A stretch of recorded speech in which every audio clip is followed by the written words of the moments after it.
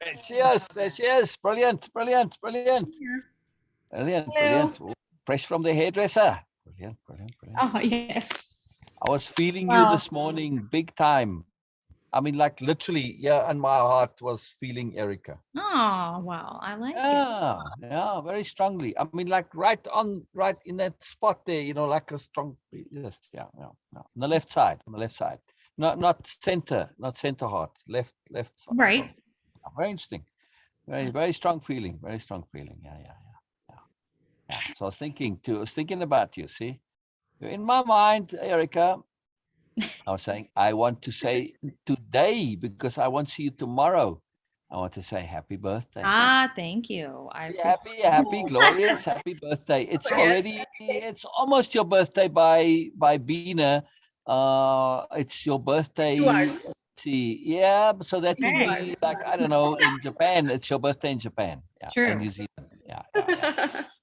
Yes. So I feel legitimate that I can wish you happy birthday already. Yes, Yeah. I appreciate that very much. Yeah, oh, absolutely a pleasure. Absolutely a pleasure. Yeah, it's a magical business. So yeah, very cool, very cool. Very cool. You're most precious, Erica. You're most precious. So I'm very thankful for your birthday. Yeah. I feel the A same big deal. about both of you. Big deal. Yes, very Oh, cool. Very thank cool. you. Very cool. All right. So We were busy in reading, and I just read your comment. Thank you so much. This is so beautiful, and I'm going to Yeah. respond to that.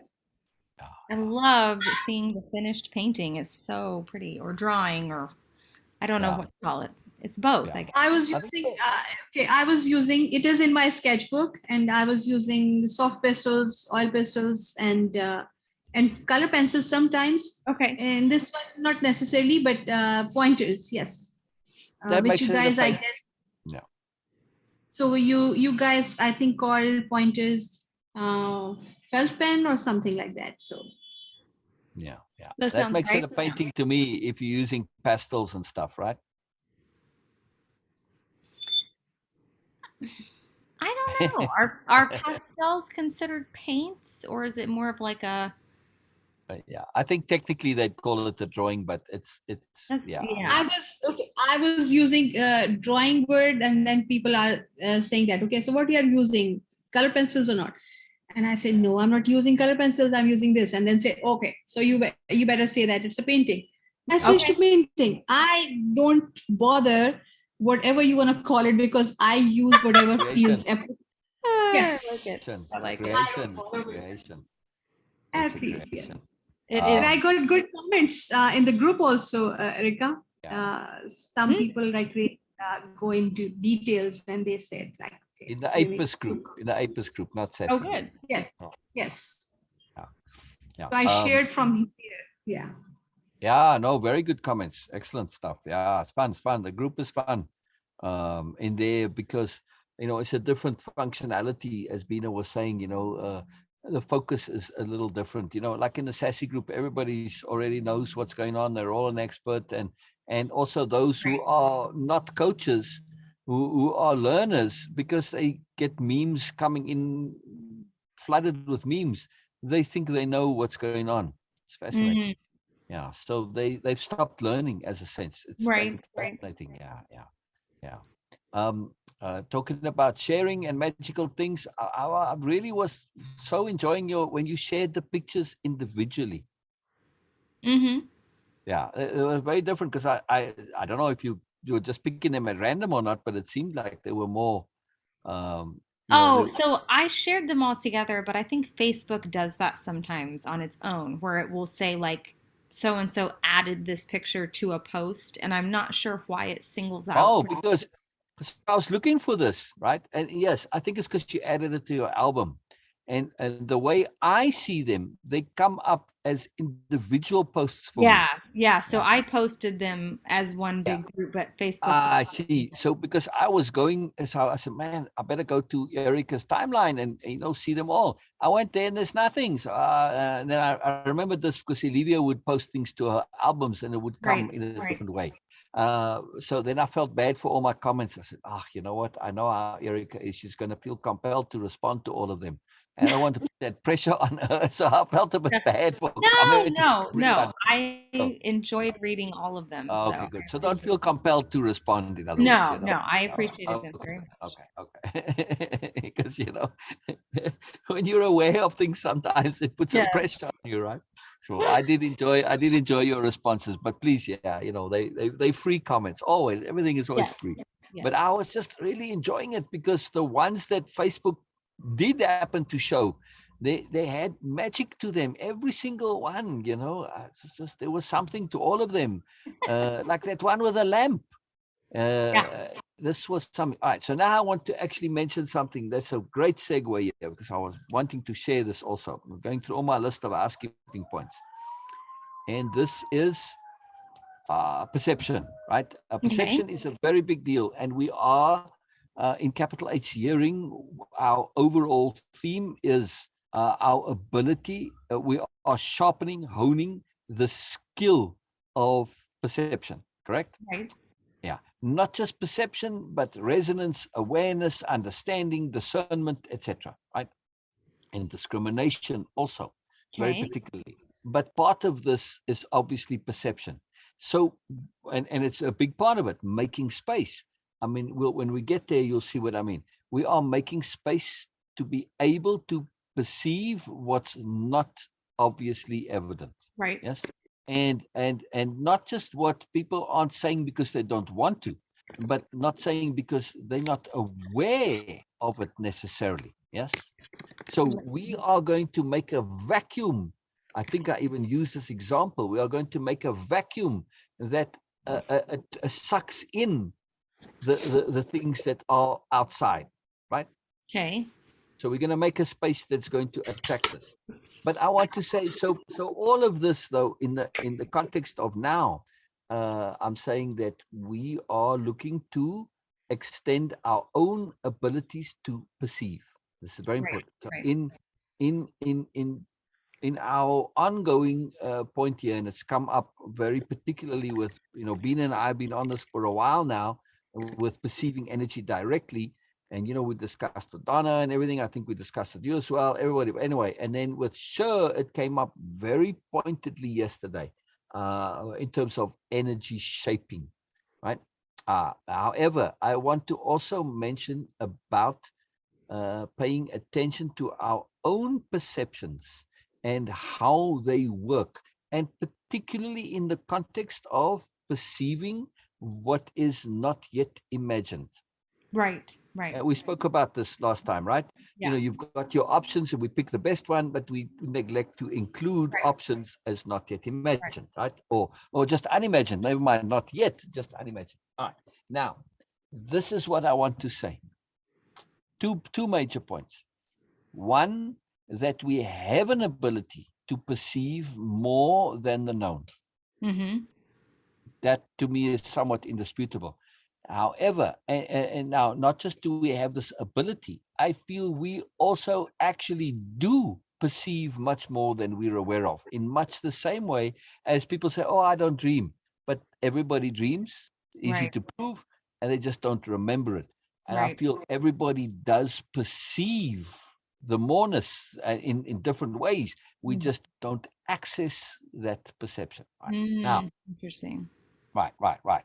So this is a tricky business because if we did access it, we end up like poor old Jung, who gets flooded by an immersion into the full range of what's available out there, Mm-hmm. which is multiple dimensions, other worlds, and it's a mess, right? It's a huge, great cacophony of stuff.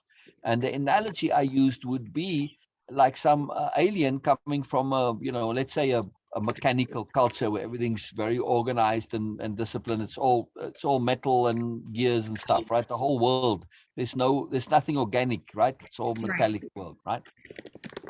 And these aliens put their consciousness into a random organism on Earth, and they happen to be an insect in the jungle. This would be a preposterous nightmare, no? Maybe. Yeah. Well, I mean, they're going to be in a space where they're going to be hunted and chased and things wanting to eat them, Right. and they're little tiny things and things are monsters. Now, this is what I'm trying to say, though. In the range of human perception, there's everything and anything pretty much is out there, but we don't access it because, man, well, it's outside of our bailiwick. It's alternate realities that when we don't know what's going on, when you have no context, you can easily be overwhelmed by this, right? And then we start to interpret it, and you've got your biases, your cultural biases, demons, and all of the stuff, right? And that now aggravates it because when you start to get into perceiving the full range of the energy spectrum, you obviously now starting to tap into E equals mc squared, or M equals E divided by squared. You're doing this interpretation, the filtering, and this is how biases and prejudices things come out. So we've got to be very careful here. And in this case, well, like Jung now, I don't know if you know about his red book. It's this whole long thing that he wrote, and he's writing all about these visions and experiences. And it was never published until 2009. It lay around in a vault. Really? Oh yeah, and he wrote it. He wrote it in calligraphy. He planned this whole thing, and he did art, like extensive paintings and stuff in there. It's like those old the books from the monks, right? It's all beautifully done like that, right? Right. That same style. But this is all about this perception of moreness and visions, and it's like in later times, Jung would have been diagnosed as schizophrenic. Right. 100%, without a doubt. And probably one of the reasons why this was not published, right? Even though he did want to publish it, and he bought this red book, he planned a specific, beautiful red bound leather book, for the calligraphy, and boy, it's all in this calligraphy. It's an incredible thing. Anyway, so my point is that, and he assumed this was communications from his soul, not realizing that he's actually perceiving the greater range of human perception, but in his own arrogance. It's interesting as this came up because he studied some of Nietzsche too, and in this, him and Nietzsche have a great similarity. They are both honest narcissists. Interesting. Yeah, it's a very interesting point. So they have this grandiosity, but they're also honest. So they're looking to interpret all of their motives, desires, everything, superiority paradigm, being grand, being wonderful, etc. But they're trying to be honest as well about it. Okay. So they're trying to reconcile it. Of course, it's not going to happen because they don't realize that it's a paradigm and it's a flawed paradigm and all. Right. Anyway, the point I'm getting to in a long roundabout ways is all very interesting stuff. But it is that there are alternatives to perception. And we need to be aware of this. And we want to get there to perceive in ways that are more than our current perception. But we don't want to fall into the traps like Jung did. Now, he's not psychotic, as R.D. Laing, and I've mentioned R.D. Laing before, right? When he studied schizophrenics, he says they were on the forefront of human consciousness and awareness evolution, right? Wow. And I love this. I love what he's saying. And this is it. Jung has experienced a greater range of the literal frequencies that are available to us to perceive, right? So when you take MSE, the energy, right? And you take energy as a frequency range, that's it. So he just has a greater range of E that he's now dividing by C. That's it. All right. So now we want to also have this ability, because otherwise you're just working in a bubble and you connected. However, we need to understand this is the point of way of impeccability. Right. If you are going to venture into alternative perceptions like that, if you don't have your shit together, excuse me, Bina, but this is the expression, you have to absolutely have yourself together. If you're not impeccable, you're going to get lost like Jung did. Jung spent his whole life essentially, because this stuff came fairly early. All right. And he was collaborating with Freud, they worked together and everything. And then he sort of went on all of the stuff and he got into essentially woo-woo, and it all went, from there it started to go in other ways because he didn't have that togetherness as a person to deal with it, right? So when we were just reading the beginning of this red book of his, he quotes from Isaiah and all of this, and those old time prophets, they had all these visions and stuff, the same thing. They were also schizophrenics essentially, right? And again, I'm not saying it's a mental illness, not at all. I'm saying they just have this ability to perceive more, but they had to filter it in the context of religion. And Jung is writing this book with in calligraphy, with the art involved and everything. And you can clearly see there's an intent to share a communication like this is a grand work. I'm a prophet and this is a Right, major work. right. His narcissist side came on it, but then the honest side had trouble with it. Obviously, fascinating stuff. So now we say this is one of the reasons for way of impeccability, so that we have that tightness, that coherence, Right. that balance, the perspective, the understanding of looking at things in context, so we do not get lost. Because when you start to explore other realities, some of them can be exceedingly seductive, and you can get Right. very quickly lost, right? If you do not have coherence of self. So impeccability, way of impeccability, not impeccability itself. Yes, impeccability is, but the way of impeccability is about coherence of self, correct? Yeah. Yeah. All right. Now I want to come to where I started that got me triggered on all of this was your photo of the lamp. Okay, the lamp. Yes. Yeah. So when I first saw that photo, and it's not the only one, Bina, when we saw that, uh, the video with the rickshaw, remember? And the little person pulling the rickshaw. Bina? Okay, no matter. Anyway, so this is not just only for this. It's happened with quite a few different things. In the first seeing of it, in the first moment, first few moments, I have a perception that's a time-dilated perception. Interesting. To me, it doesn't see this. I'm seeing something and experiencing something, and I'm perceiving in italics, perceiving capital P, perceiving a moreness, a greater connectionness, right? So in that instance, I felt that lamp as a psychology, as an entity, as a being.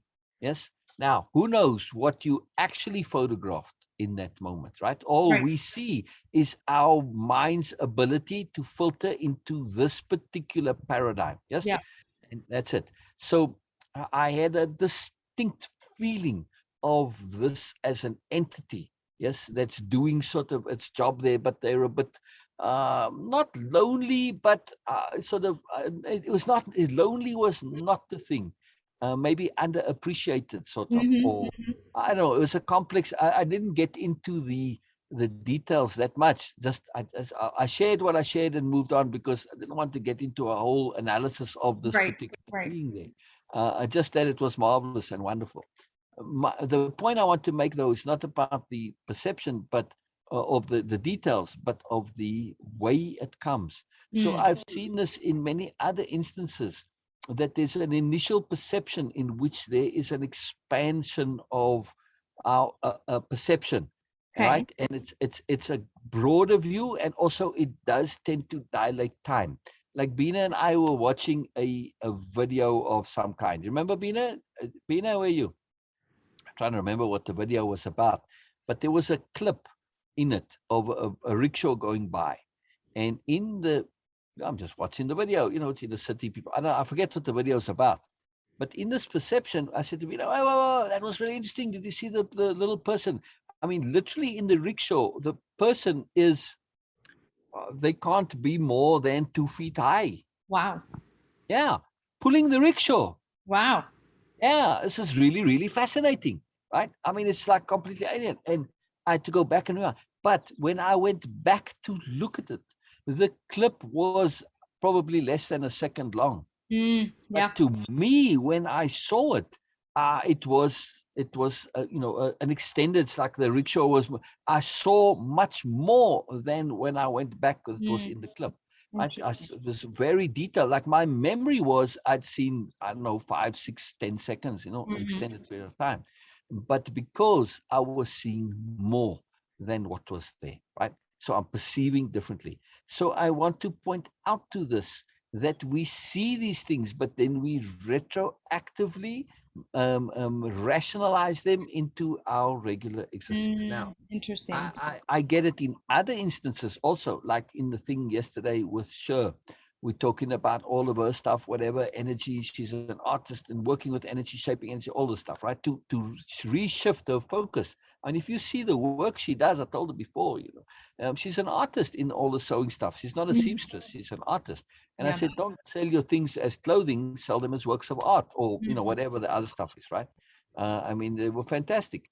But during all of this, she's also talking about yoga and physicality, and the whole focus was on weight loss and the energy, on the dynamics and the psychology of that. Anyway, at some point, I had a very clear knowing, and I said to Sir, swing dancing. I couldn't remember the name of it, but anyway, swing. I said take up swing dancing. Now, very seldom give recommendations, but the Right. way this came to me was as a complete knowing of rightness and appropriateness. Wow.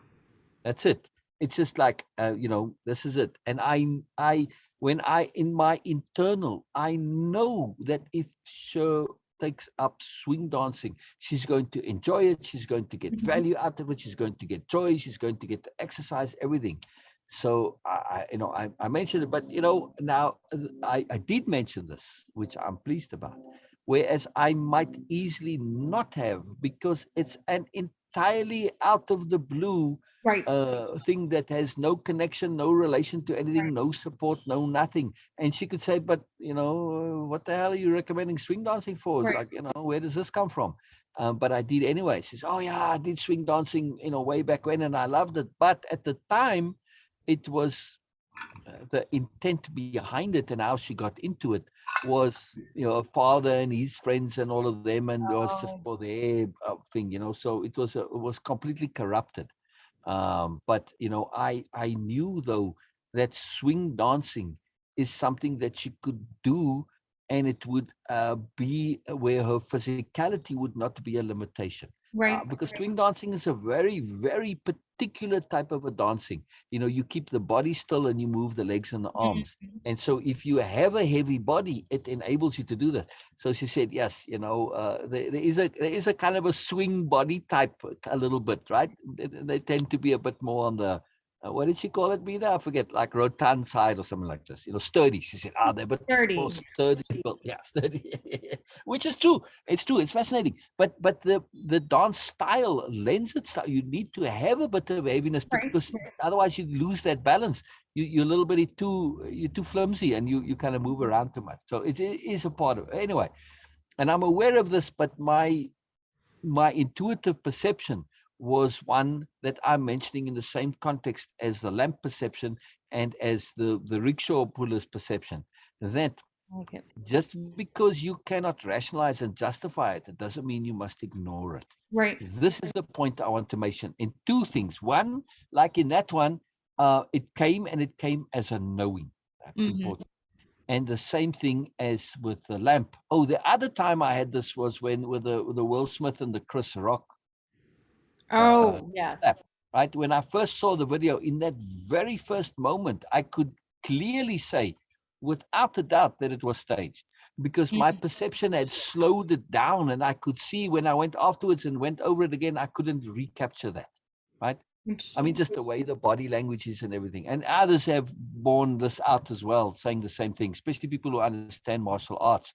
When you want to pull your slap, you put the body up, and the weight is on the front foot rather than on the back foot and stuff like this. Anyway, but I saw it absolutely clearly how this was. And anyway, so to pay attention to these is what I'm trying to say, and not to then rationalize them afterwards. Yes, to Right. absolutely pay attention, and then to develop the skill to hold that initial perception, which is now going into detail in a frame, dilating time. But we do need to be aware that what we are doing is we are perceiving a whole bunch of stuff in one go, right?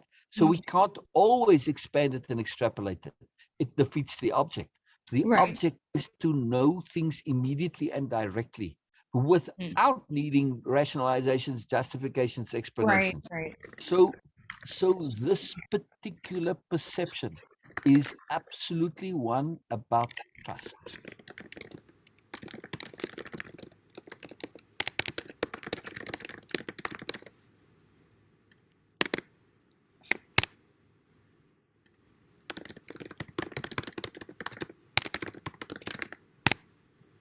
Okay. Absolutely about trust, right? And Now, this particular type of direct perceiving. Now, when I'm saying direct perceiving, I might mean different things in different times, right? So direct perception, yes, I'm talking about perceiving energy directly, but another type of direct perception, and let me call it silent knowledge. Okay. It's a nice term that comes from Don Juan, but I'm going to, customize and relate it and individualize it. I just like the wording of it. It is a knowing without knowing or without support, right? Or at least, let me make this clear, without obvious support. Right, right. Like, for instance, with my perception of the slap, I said to Bina, right, as we watched it, I said, it's fake. This is staged, right? I knew it right then. Now, in that particular case, I can actually elucidate precisely why I say it so, right? I mean, I can give you physical things. I mean, Chris Rock's over. He bent way further than if you actually get slapped, you're going to go the other way, and lots of dynamics in it, and the way the body was, his body's upright. If you really want to smack somebody, you lean into that smack. I don't know if you've ever smacked people, but where his body was upright when you want to pull it, right? And then the way the hand is like, it's fanned, like you're fanning.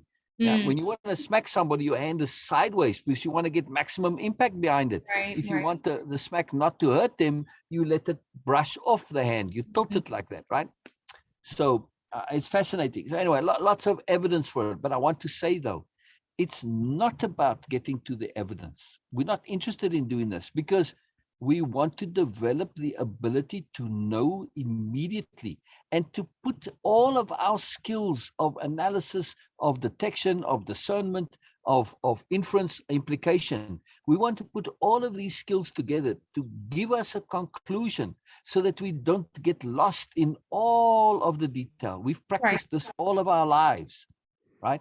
And we want to now start to take advantage of it so that we can get it directly. Yes? Right. Right. So all we're interested here is the conclusion. Now, here's the problem. We can only develop this when we have absolute trust, and that trust is of ourselves. And we can only trust ourselves if we're impeccable. Right, right. So now the key is, yes? Whoops.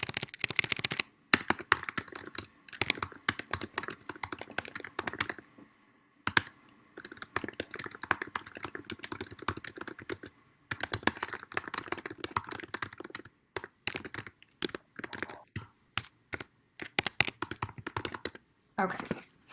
So this function can only really be focused on and developed and practiced, the skill. Wow, that looks like one hell of a cabinet there. Oh yeah, it's our pantry. Oh, so gorgeous, so gorgeous. I thought it was your fridge for a moment. I said, nope, can't be. I just love stuff like this. Makes me very excited, very happy. It's just cool. Anyway, the point I'm making is this skill can only be a skill that one can focus on developing if impeccability is our default, is our middle name, is our focus. And if we do not have any arrogance in us or any self-importance or any ego or any narcissism, because then you are going to really corrupt yourself very quickly, yes? Right. Right. And furthermore, not only are you going to corrupt yourself, but you're going to corrupt your results. Because if you don't have impeccability, you are going to slant those results to get what you want. Right. Not right? So we have to have at least, besides being impeccable when it comes to honesty, we also have to start to remove personal wants and desires from the equation. We have to have the skill of acting without agenda, which we've spoken of before, yes? Right. This is very critical because if I have agendas, these are going to influence things potentially, yes? Right. Yeah, so we have to have that skill. But mainly the point is impeccability. And the impeccability will lead to trusting these perceptions. For me, I've always very much been super reluctant to trust them. Right. Because of my modesty and humility. Right. But I cannot do this, at least now, like with that slap or with with a slap in particular now, it's a good example. I'm actually able to elucidate and articulate a absolute sensible explanation for my direct knowing. Yes. Right. Yeah. So now that is very helpful to me, because now it helps me to trust others where it's not so easy for me to prove this, like Right. the lamp and the rickshaw puller. Yes, it's too Right. fascinating. Too fascinating. Yeah. Yeah, that I is mean, that was truly exceptional, that rickshaw thing. You know, it was too amazing. yeah. Yeah, Yeah. that's a really interesting point about not being able to trust ourselves until we've established Impeccability. ourselves as being impeccable. Exactly. This is a critical issue. But also, it's not only, I mean, well, at least not only, but I'm saying, yes, it's capital T trust that's critical for this, for actually hearing our own perception. That's what I'm talking about, correct? Right. This is very key. Not only do we need trust, but also courage, which of course Okay. is endemic to trust. But it's included in capital T trust, courage. But I want to now say, in this particular case, courage takes on a much greater significance. We have to have the courage to trust what otherwise is apparently irrational. Right. Right. Right? And this is very key. To unhook from our rationality is a great skill. Yes. Unhook, not to discard. That's a Right. very fine distinction. Yes, we don't want to be slaved to our rationality. We want to understand rationality is one tool. Yeah. Yes, you could say there's a greater rationality that overrides, like meta logic, but we won't go there. We just will say little r rationality in the usual sense. Yes, rationality is dependent, again, like appropriateness, on context. True. Right. So what is this direct perception is rational, but it's in a context that we are not aware of, Right. which Right. makes it irrational. So when we understand contextuality and why context is such a primary, most critical awareness and understanding. Mm-hmm. Once you understand context, we can start to see how things are true in one sense and not true in another. Right. In one Right. point, rationality is wonderful, and in another, you got to throw it out. Yeah. Right? But you are not discarding rationality. It's just not yet applicable because you don't have the full context, right? So it's temporarily irrational. But all right. So just for the purposes of convenience, we are going to say, throw it out. Throw it out. Right. Yeah. That's really fascinating. It is. It's very, very, very important. Yeah. Now, when we start to look at these supposedly irrational, and I don't even want to call them irrational, I just want to call them anormal. Okay. Not abnormal, but anormal, right? Which is, I know they sound similar, but they're very different, right? You've got normal and you've got abnormal, and then you've got that which doesn't fit into either category, which is anormal. Right. Yeah. When we look at these anormal perceptions, we start to say, there's more here. And this is what I'm talking about, moreness perception. And we want to emphasize it. We want to encourage it. And we want to develop the habit of paying more attention to these, but appropriate more attention. Right. Our normal more attention is the attention of going into detail, of thinking things through to the end, of Right. discerning and analyzing and assessing. In this instance, we want to do the very opposite of that. Or I shouldn't say opposite, but something different to that. I'm not a fan of opposites because that gets you into duality thinking, which can really sink us. Right. So we want to do something very, very different. We want to accept these, right? And trust them. It's not even accept without accepting. We want to learn to hear them fully and trust them. And act on them, like I acted on the knowing that swing dancing would be beneficial and a great thing for sure to do. Now, whether she does it or not, that's up to her, of course. But this is, to me, is undoubted. I'd put great money on this. If I had a TV show that could back this up, say, okay, they're going to pay sure a lot of money to do it and see and test it. But still, You know, this is the key: is to trust it, of course, and to trust without arrogance. Yes. Mm-hmm. So it's we want to do this and maintain our impeccability, and at the same time our trust. To say I have no basis for this, but that doesn't mean I cannot trust it. Yes, Right. they are perceptions outside. They are from perceptions of the unimagined or not Mm. yet imagined. Yes, yeah, but it's not that they're unimaginable. The perception is unimaginable, not the thing itself. The swing dancing is not unimaginable, right? So they're just outside of my range of options. So that's what it is, I guess. Options that are non-obvious options. Let's put it that Right. way, or non-evident options.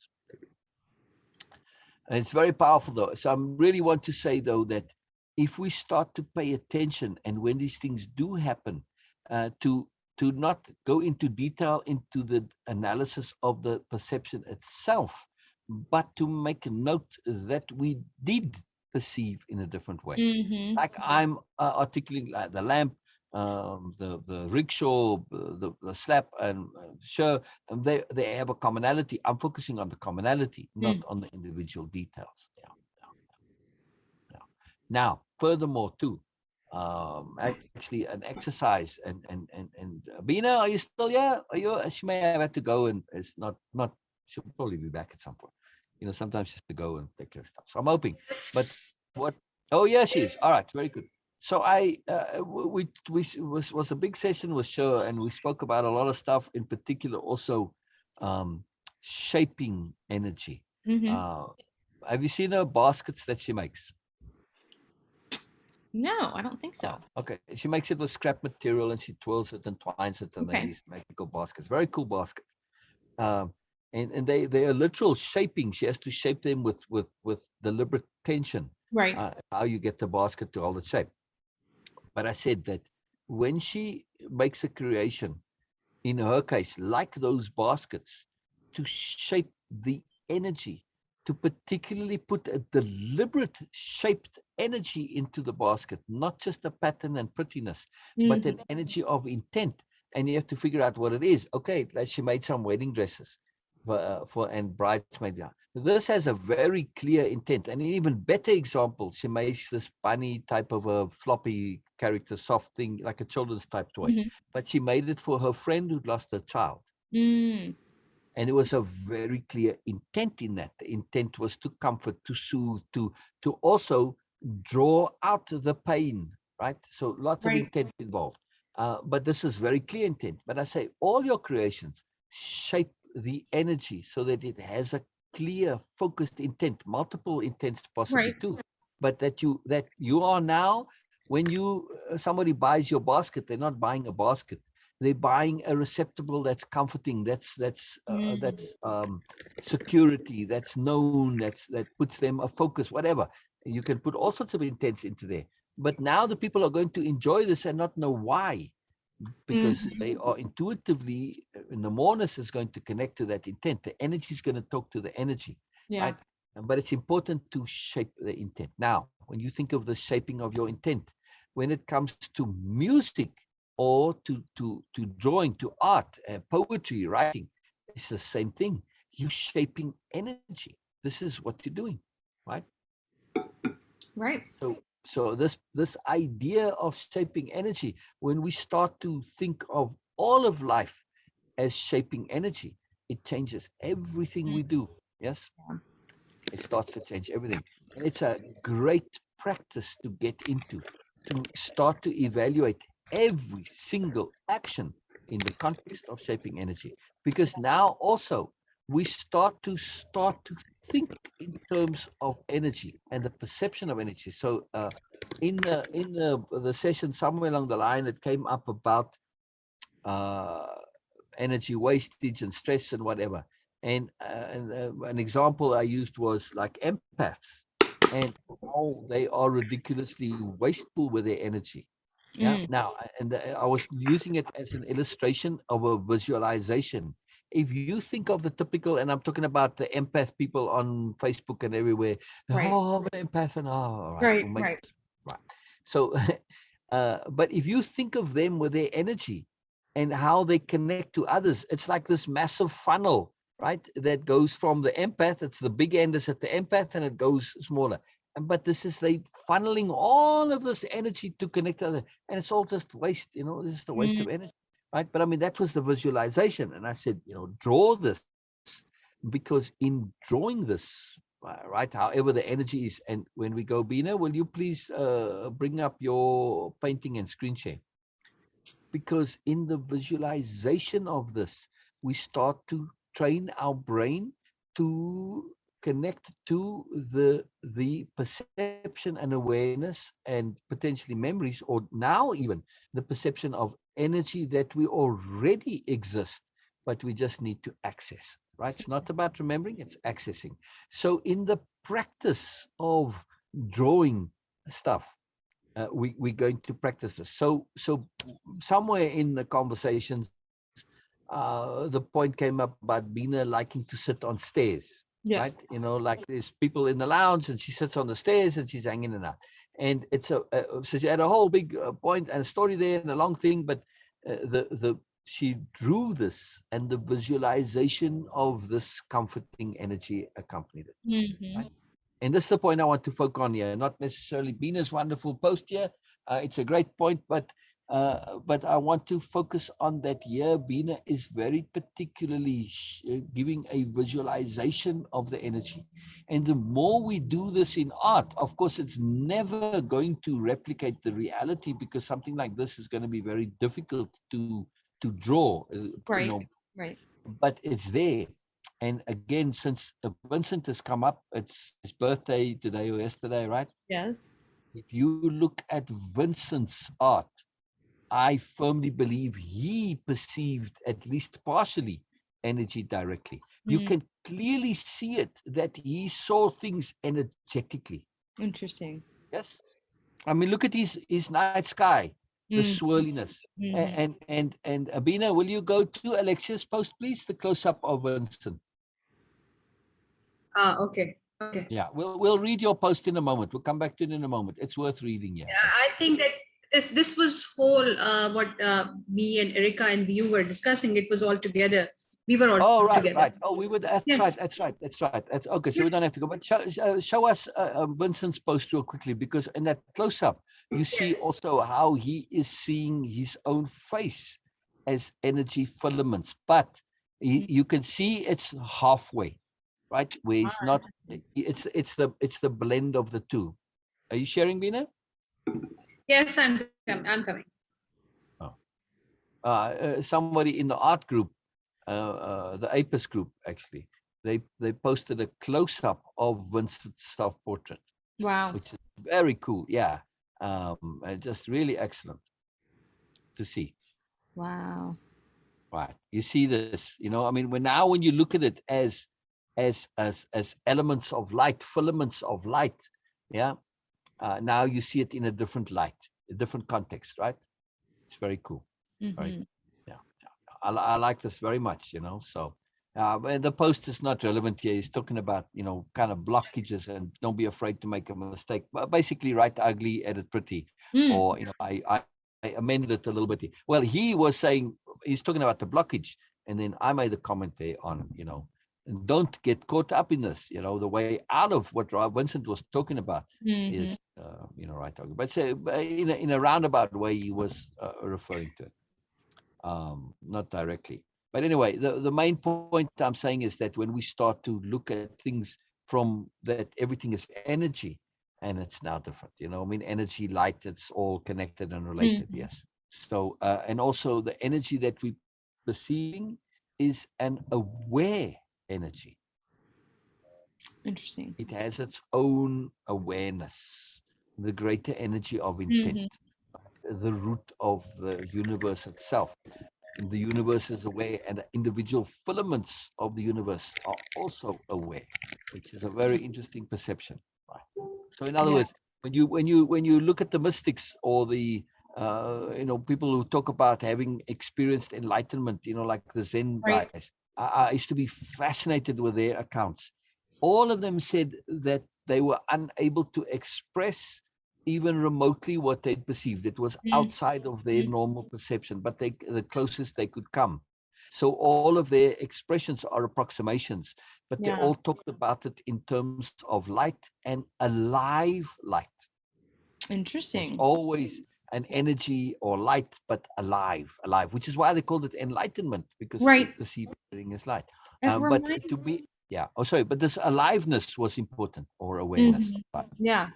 It reminds me of, I was listening to something yesterday, um, where this author was talking about a, oh gosh, it was something to do with, I swear she said Judaism, like some maybe faction of Judaism or something. A Kabbalah. Yes, that was it, the Kabbalah.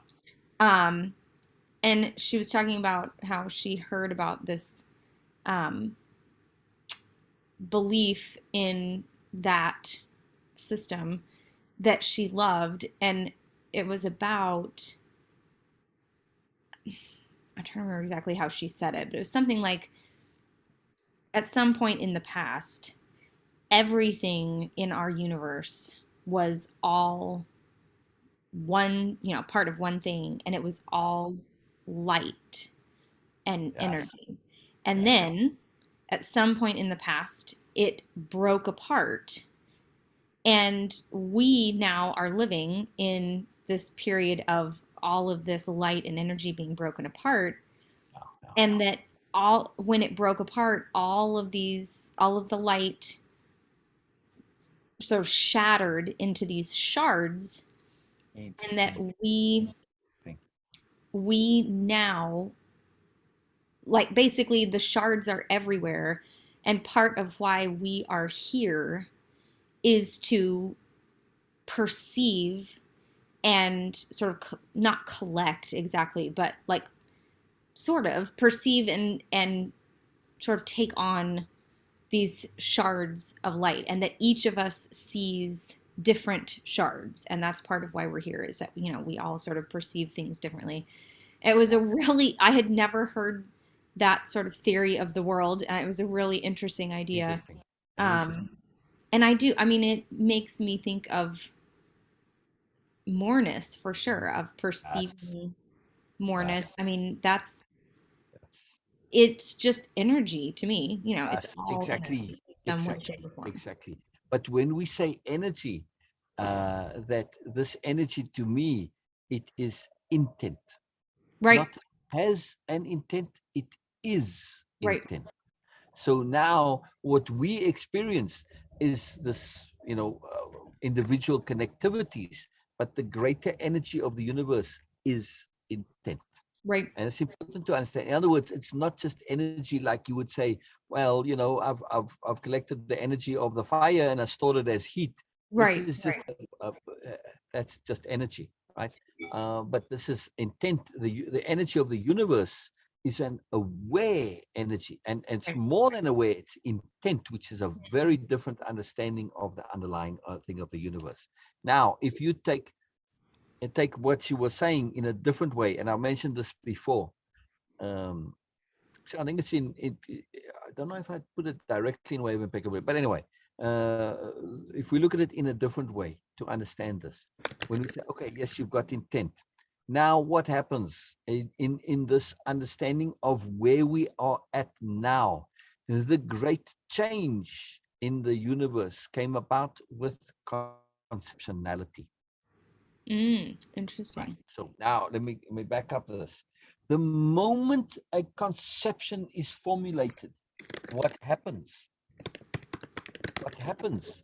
That conceptionality, that coagulation, that that creation, that formulation, that coming into being of the conception at at that moment takes the energy and creates it and Mm, brings it into reality. Yes, at least now I should say, when it say bring it into reality, you're taking the greater energy and you are shaping it into something.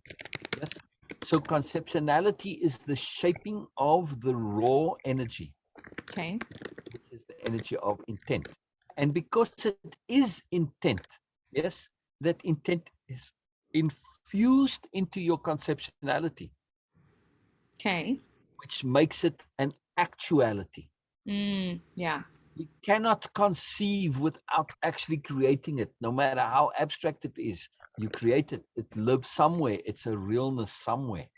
Now, we had this, all of what is possible always ever existed. This is the incredibleness of infinity. Right. It exists forwards and backwards into Right. time. So there's everything that ever was always existed. Yep. Everything that's ever going to be has always existed, which is an Mhm. incredible thought, but this is the magic of things, right? Right. And when you understand there's no real time, it all coexists. Every Mhm. possibility is Right. already existing. Conceptuality, particularly one that involves time as an implication somewhere. Like, for instance, if I imagine chair as a conception, there's an implication of somebody sitting in it. But if I'm imagining chair, somebody's not sitting in it now, which means there's a now and a then, which means I've created time along with my conception of chair. Right. Right. It's just happens to be. It's automatic, happens innately. So now we have to understand that in this moment of conceptuality, we essentially fragmented the universe. And this is this idea of, in the beginning was the void, and then the word was moved upon the face of the void, and everything followed from there, right? Right. This is conceptuality, not word. It's a slightly different understanding of word. But, in order to get to word, you have to have conceptuality. But conception, to conceive, it's to birth, to create. Yes, but it's not true creation, it's reshaping. There is no such thing as true creation. It's not possible. That's Right? fascinating. I mean, you can shape something, reshape the energy, but what are you doing? You are simply taking what already exists in the future and bringing it into the present. Yes, Right. if it's supposedly new. But as we know, there is no time. Everything coexists. It's all existed, past, present, future, all together. So there's nothing really new, right? Cannot be, in a way. Yeah. Yeah. That's However, really fascinating. it is. However, what's happening though is conscious as opposed to not conscious. Mm. That's a change. So now, us as an individual fragment of greater intent, everything was just there existing without a deliberate consciousness. The moment this first conceptualization happened, for whatever reason, maybe the intent was experimenting, or who the hell knows why, right? But in this now, we have a particular variation of things, may already have existed forever, who knows? But at least to make a bit more sense of where we are at, Hmm. we are that individual filament of intent that has its own awareness, right? Each filament of the greaterness is individually aware. And Hmm. we are a bundle, a collection of these aware filaments, each having their own awareness as well, looking to be more aware. And now when you look at the greater intent, the intent may be, or at least as far as I see it, Hmm. we are simply an individual incident or implementation of the universe looking to be consciously, deliberately aware of itself, Right. and is doing so through us collectively, right?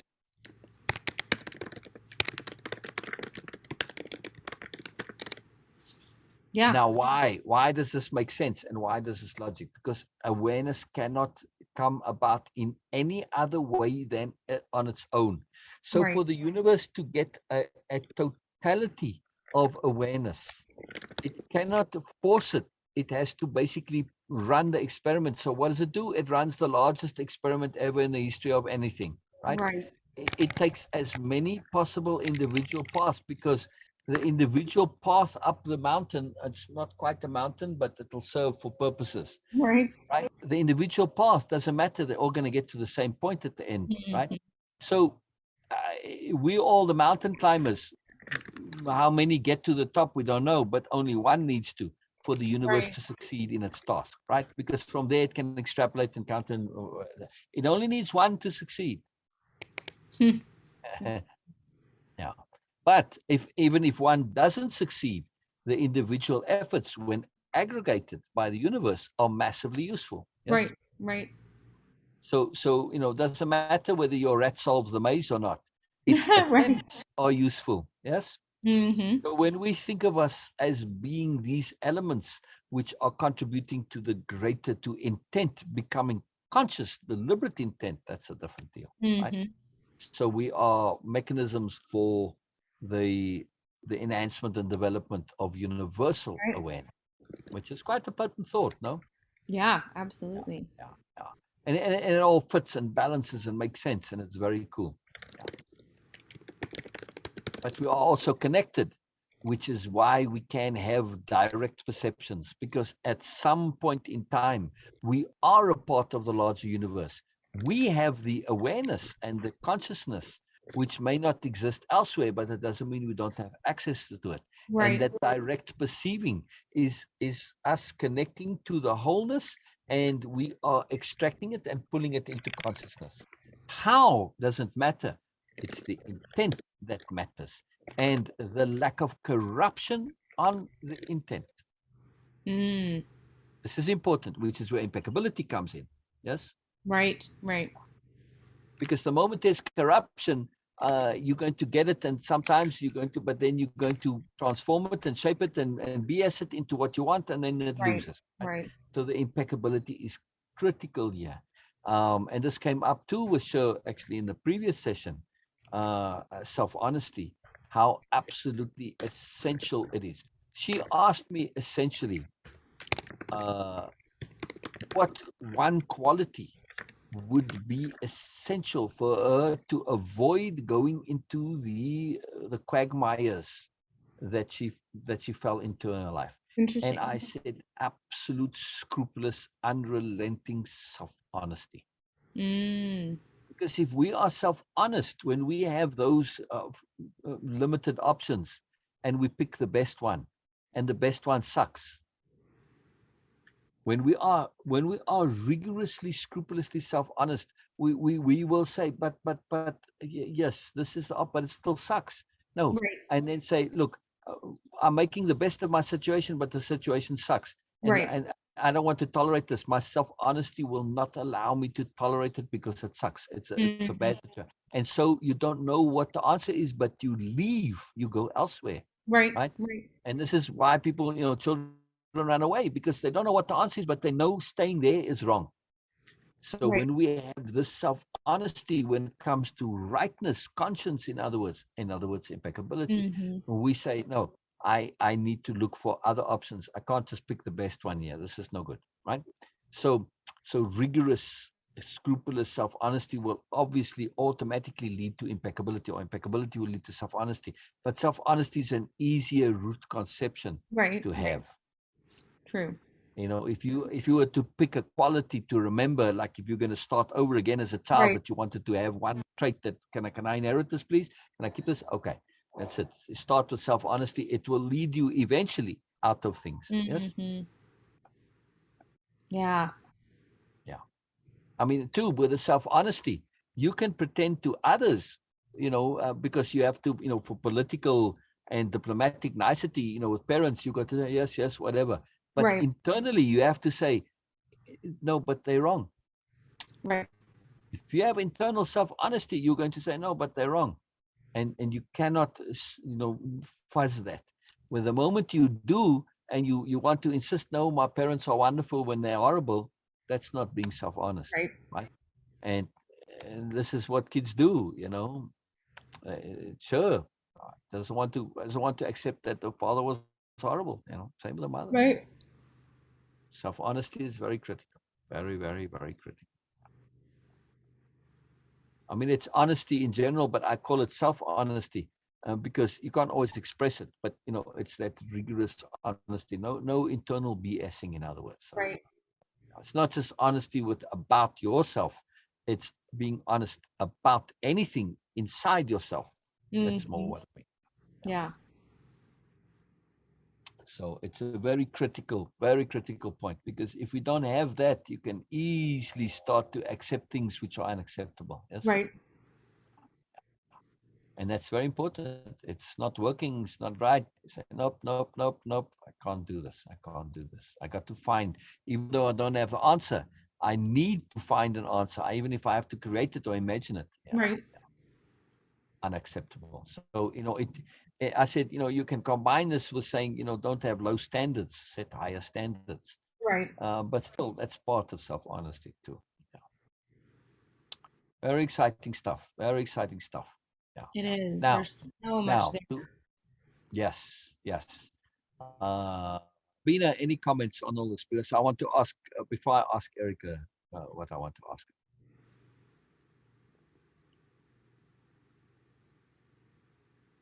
I think, all right. She may not be close to the keyboard. Well, if you have anything to comment, please, Bina, I'd like to hear. All right. So I want to ask you, in the same way as my perceptions about the lamp and the rickshaw and all these direct perceptions of knowing, and it's a capital K, knowing. There's no doubt about it. When you have it, you know. And it's not arrogance, it's not conceit. No, it's just, well, you know it. That's it. Right. So when you impeccably view it and say, no, you can ask that question. I always do. Automatically, I do it with everything. So this includes, it's not just special to this. This type of a direct knowing. Do you have experiences of it, Erica? I do. I know one of the things that we've talked about several times is how to differentiate between a belief and a knowing. How do you know that Uh, something is a knowing in the moment? And that's something I've thought a lot about. But there are certain things um, that I would consider a knowing that there is no way to prove. yeah. I mean, there's no way to prove whether it's right or not, but it's something that I unequivocally trust is true. Brilliant, brilliant, brilliant. Okay. So to answer your question, how do we know when it's a belief or a knowing? Mm-hmm. One of the ways is by asking the question. Mm-hmm. Yeah. That's it. Simply by checking.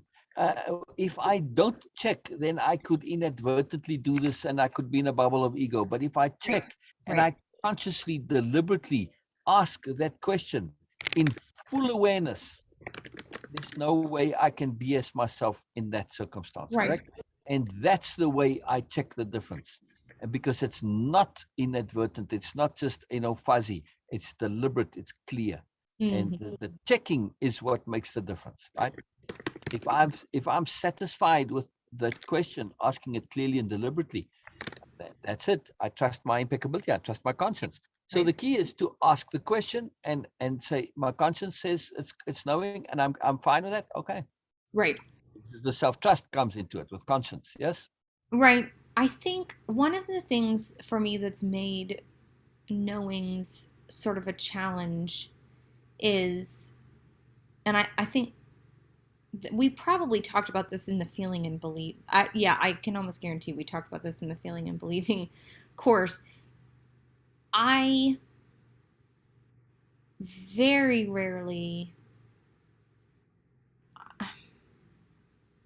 I'm trying to think if outside of dreaming I've ever had a visual type of knowing. Yeah. Yeah.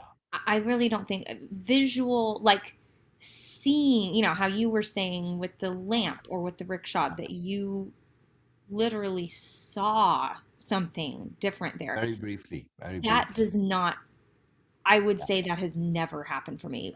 Visual Yeah. types of knowings, Yeah. that's not Not that really you how it works remember. for me. Yes. For So me, it yeah. is, Oh, sorry. yeah, for me, it's a feeling. Yeah. And that's Yeah. that's where Yeah. I get myself Yeah. into questioning, Yeah. because Yeah. we've talked so much about Yeah. feelings being sort of easily manipulated by a number of different things, and Yes. that Yes. I go, okay, Yes. how do I know, like, I think that this is a knowing, but Yeah. it's a feeling based knowing. So how do I know for sure it's a Yeah. knowing? Yeah. But like I said, there are some things that just Yeah. in the lamp, I'm not actually perceiving in a visual sense something different. All that happened was my visual field was different. Like I went inside the thing, like it took over, like I'm in a dream now. I'm seeing the same picture, but it's just like a kind of a zooming in, or I should say, an excluding of everything else. Right, But right. with that came the feeling, the awareness, the understanding. So yes, it's not visual for me either, and I want to have it be more visual. Right, Now, right. visual brings its own problems, because with visual you start to need to interpret it. True. So the feeling, the direct knowing is actually the end result. And it's Right, better to not have the visuals, because with the visuals, you now have to say symbolically this, that, and that, and that. You're right, still doing, in the end, you're still getting to the conceptualizations, which right. are beyond the visual. So it's probably better that we have this, right? Interesting. Yeah, Yeah, that's interesting. yeah, yeah, yeah. So ADHD can also stand for attention directed at higher dimensions. Ah, I like it. I saw that on Facebook Like today. it a lot. At Yeah. least I think that's what they said. I just made a note for myself to say, I like this. Mm, Higher dimensions. I just remember the higher dimensions. I don't remember yeah, how they did the first two, but there we go. Attention directed at higher dimensions. I I like like that it. a lot. I like that a lot. Yes, yes. I like that very much. So in this case of the visuals, I think it's a boon to not have this. It's an intermediary step that is distorting. We want direct perception, which is knowing, and knowing is not the visual, Right, right. right? If knowing is visual, it's not at the end of it yet. Mm, Then mhm. it's imagery, which is a Yeah, different thing. Yes. true, So we don't want that actually. I mean, it's true. useful, it's nice, it's convenient, and over time it may come in a visual as a flash to stimulate the knowing, but we just Right, want direct knowing. That's it. End of story. Yeah, yeah. As appropriate, if what I need to know is an image, it will come. right. Yeah. I trust that. I trust that. So this really is a very, very interesting point to me when I think of this capital K knowing. When you really think it through, no, don't want it to be visual, Right. yeah, or any other way, or audio, anything like that. You want the wholeness of it, Mm, which results in an ability to act on it. right, right. Is it? If our knowing isn't in some way useful to us, the knowing, the end result of the knowing is an action. Like in Sir's case, was very easy. The knowing, okay, I recommend it. So, what is the takeaway from my knowing of your lamp? That, hey, in this case, the lamp wasn't a lamp. Right, That's it. That's all. I don't need to explain more, or at least it may not be something else, but at least it was a representation of something. There was an energy to it that said it isn't. right. And I really feel that, not all things are what they appear to be. Yeah. This I'm fairly certain of. When you look in the forest and you see some of the nature guys when they focus on twigs, yeah, Mm-hmm. and it turns into, it's actually a caterpillar, Right, right? right, So, why can't other things do this chameleon effect and they look like what we think it is? right, There's absolutely no reason why not, right? And as long as we cling to this idea that we are the only creatures in this universe, the ones we know of, like for instance, organic beings. Don Juan actually talks about this. mm, He says they're inorganic beings. Well, you're thinking inorganic being, the caterpillar is organic, it imitates something inorganic, organic, like a twig, yeah, right, because it's organic. But inorganic beings, they might imitate for camouflage inorganic things. right, It's like right. birds, That's true. right? Actually, we do know of inorganic life, the life forms and the vents under the ocean. They don't, Mm, they're a different type of life form, which is why they got so excited about it, because there was postulations that this type of life form could not exist, wasn't right. possible, and yet there they are. So it's a different type of life, which is very exciting, very Interesting. exciting. Yeah, that's really But interesting. when we look at how we filter our perception, we live in a reality that's suited to us and us only, and it's Right. a communal conspiracy. Yeah. Every single human being does this. We train from birth to filter out every single thing. Now, of course, the effects of it are there sometimes, and they come about in supernatural and all this, right? We just happen to be predominant in this particular variation of this corner of the universe, so it works for the most part. Doesn't Right. always work, which is where you get the weird stuff happening, right? Where you can't, you might not see what it is, but the effect is still there. Right. Yeah, very, very fascinating stuff. But Yeah. we do want to train ourselves to have this, because just in an ordinary day to day, it's useful. Hmm.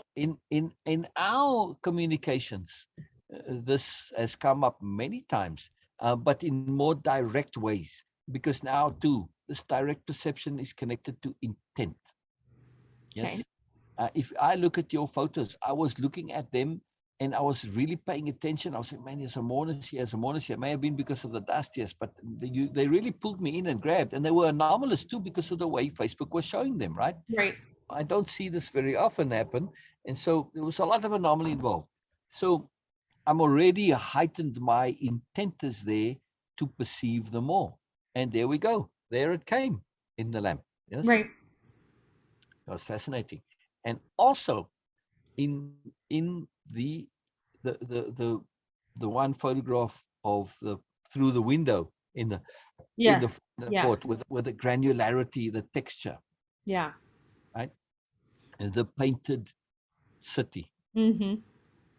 This is totally what goes on. But when we come closer, of course, we get it real, right? Yeah. So I've explained rendering before. Yes. Yes. Yeah. Yeah. Yeah. And this now that photograph actually captured how the things are when they're in the distance. The computer uses concept art, basically. Mm-hmm. It's Yeah. just rough. But in the detail, when you come closer, then it renders it in more detail because Right. now you need it. But that photograph is too fantastic to me to illustrate this, how we describe and relate and interpret. It's so clear. I mean, I cannot see that city in the background as anything other than a rough approximation, Right. right? Yeah. It's like a concept art drawing. Yeah. It's too incredible. It's just too fantastic.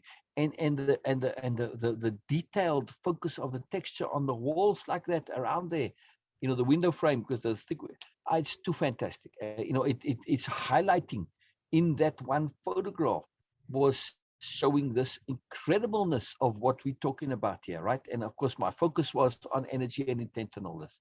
So rendering, it's an incredible concept. Mhm. I just Yeah. love it in the games. They solved this problem because, of course, the world's got more and more complex. And how did you do this? You can't have the entire world up all the time. It takes too much bandwidth, Right. too much processing. Yeah. Just by the way, the amount of processing involved in those games is unbelievable. The I can only calculations. imagine. Yeah. Yeah, it's just too incredible. It's fascinating. It's fascinating. Just beyond calculation, and because everything is interactive in a very particular way. You've got your characteristics and they interact, and there's a mathematical equation of how they interact. It's unbelievable, the complexity. It's too fascinating, and yet it's all made to work. All made to work. But the Right. rendering was a major shift in gaming. Major shift in gaming. And why would the universe do anything else? Right. Energy efficiency. That's Right. what caused rendering to happen, right? There was a bottleneck. It couldn't happen. They had to free up energy. Yeah. Voila, voila. Yeah. I like it. I love computers. I think in time, computers are going to be seen as the turning point, not for the usual reasons, but because they provided a profound analogy for the understanding of human consciousness Right. Right. and how energy works and everything. Hmm. It's all going to fall into place. It's too perfect for me. It's too accurate. It's too unbelievable. Yeah. So Yeah. parallel. So exciting. All right. So any particular direct perceptions which jump to mind? I know Bina's had many and she shared them and they're marvelous, and I want to hear more, Bina. So I'm not going to ask you right now, but I am keen to know from you, Erica. Well, I'm trying to decide, I guess, what exactly I categorize as a direct perception. A knowing, something that you had no business knowing, but that you knew, or perceived that you had no business perceiving in a normal sense. Right, right.